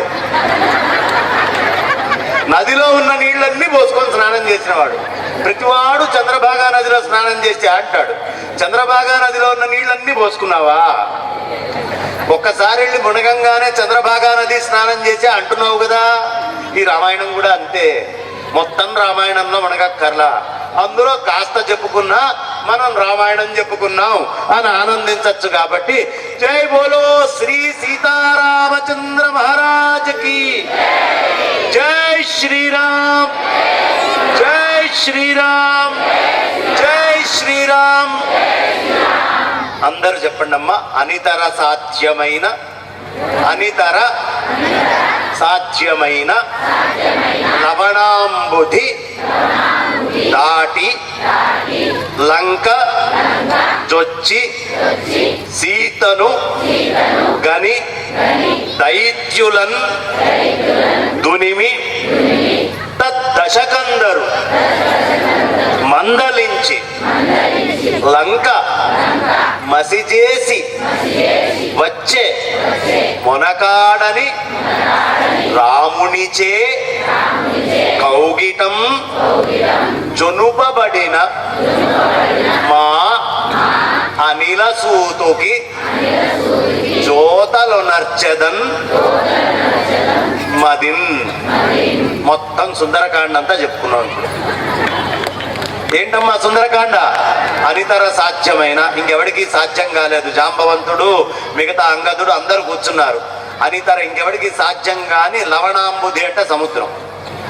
లవణాంబుధి దాటి లంక జొచ్చి, లంకలోకి వెళ్ళి సీతను గని, సీతను చూసి దైత్యులందరూ, మీ రాక్షసులందరినీ చచ్చెట్టు కొట్టి తద్దశకందరు మందలించి, ఆ 10 తలకాయల పురుగైన రావణాసురుణ్ణి మందలించి లంక మసిజేసి వచ్చే, లంకని మొత్తాన్ని కాల్చి వచ్చే మొనగాడని రామునిచే కౌగిటం జొనుపబడిన మా యనిల సూతుకి జోతలు నచ్చదన్ మదిన్. నమస్కారం చేసుకుంటున్నా మదిలో. సుందరకాండ కాదా? సుందరకాండ విశేషంగా ఇదే సుందరకాండ 10 ఏళ్ళు చెప్పుకోవచ్చు, అయినా అయిపోతుంది. కాబట్టి చక్కగా ఉన్నంత వీలులో బ్రహ్మాండంగా చెప్పుకుంటూ ముందరికి వెళ్దామని మొదలుపెట్టినప్పుడు హనుమత్ స్మరణ చేయలా, అందుకని ముగింపులో హనుమత్ స్మరణ చేద్దాము అని ఇప్పుడు హనుమత్ స్మరణ నేను చేసిన పొరపాటుకి మీ అందరితోటి కూడా జయించాను అని చెప్తూ నా వాడికి విరామాన్ని ఇస్తున్నాను. స్వస్తి స్వస్తి ప్రజాభ్య పరిపాలయంతాం న్యాయేన మార్గేణ మహిం మహీషాః. గోబ్రాహ్మణేభ్యః శుభమస్తు నిత్యం. లోకాః సమస్తాః సుఖినో భవంతు.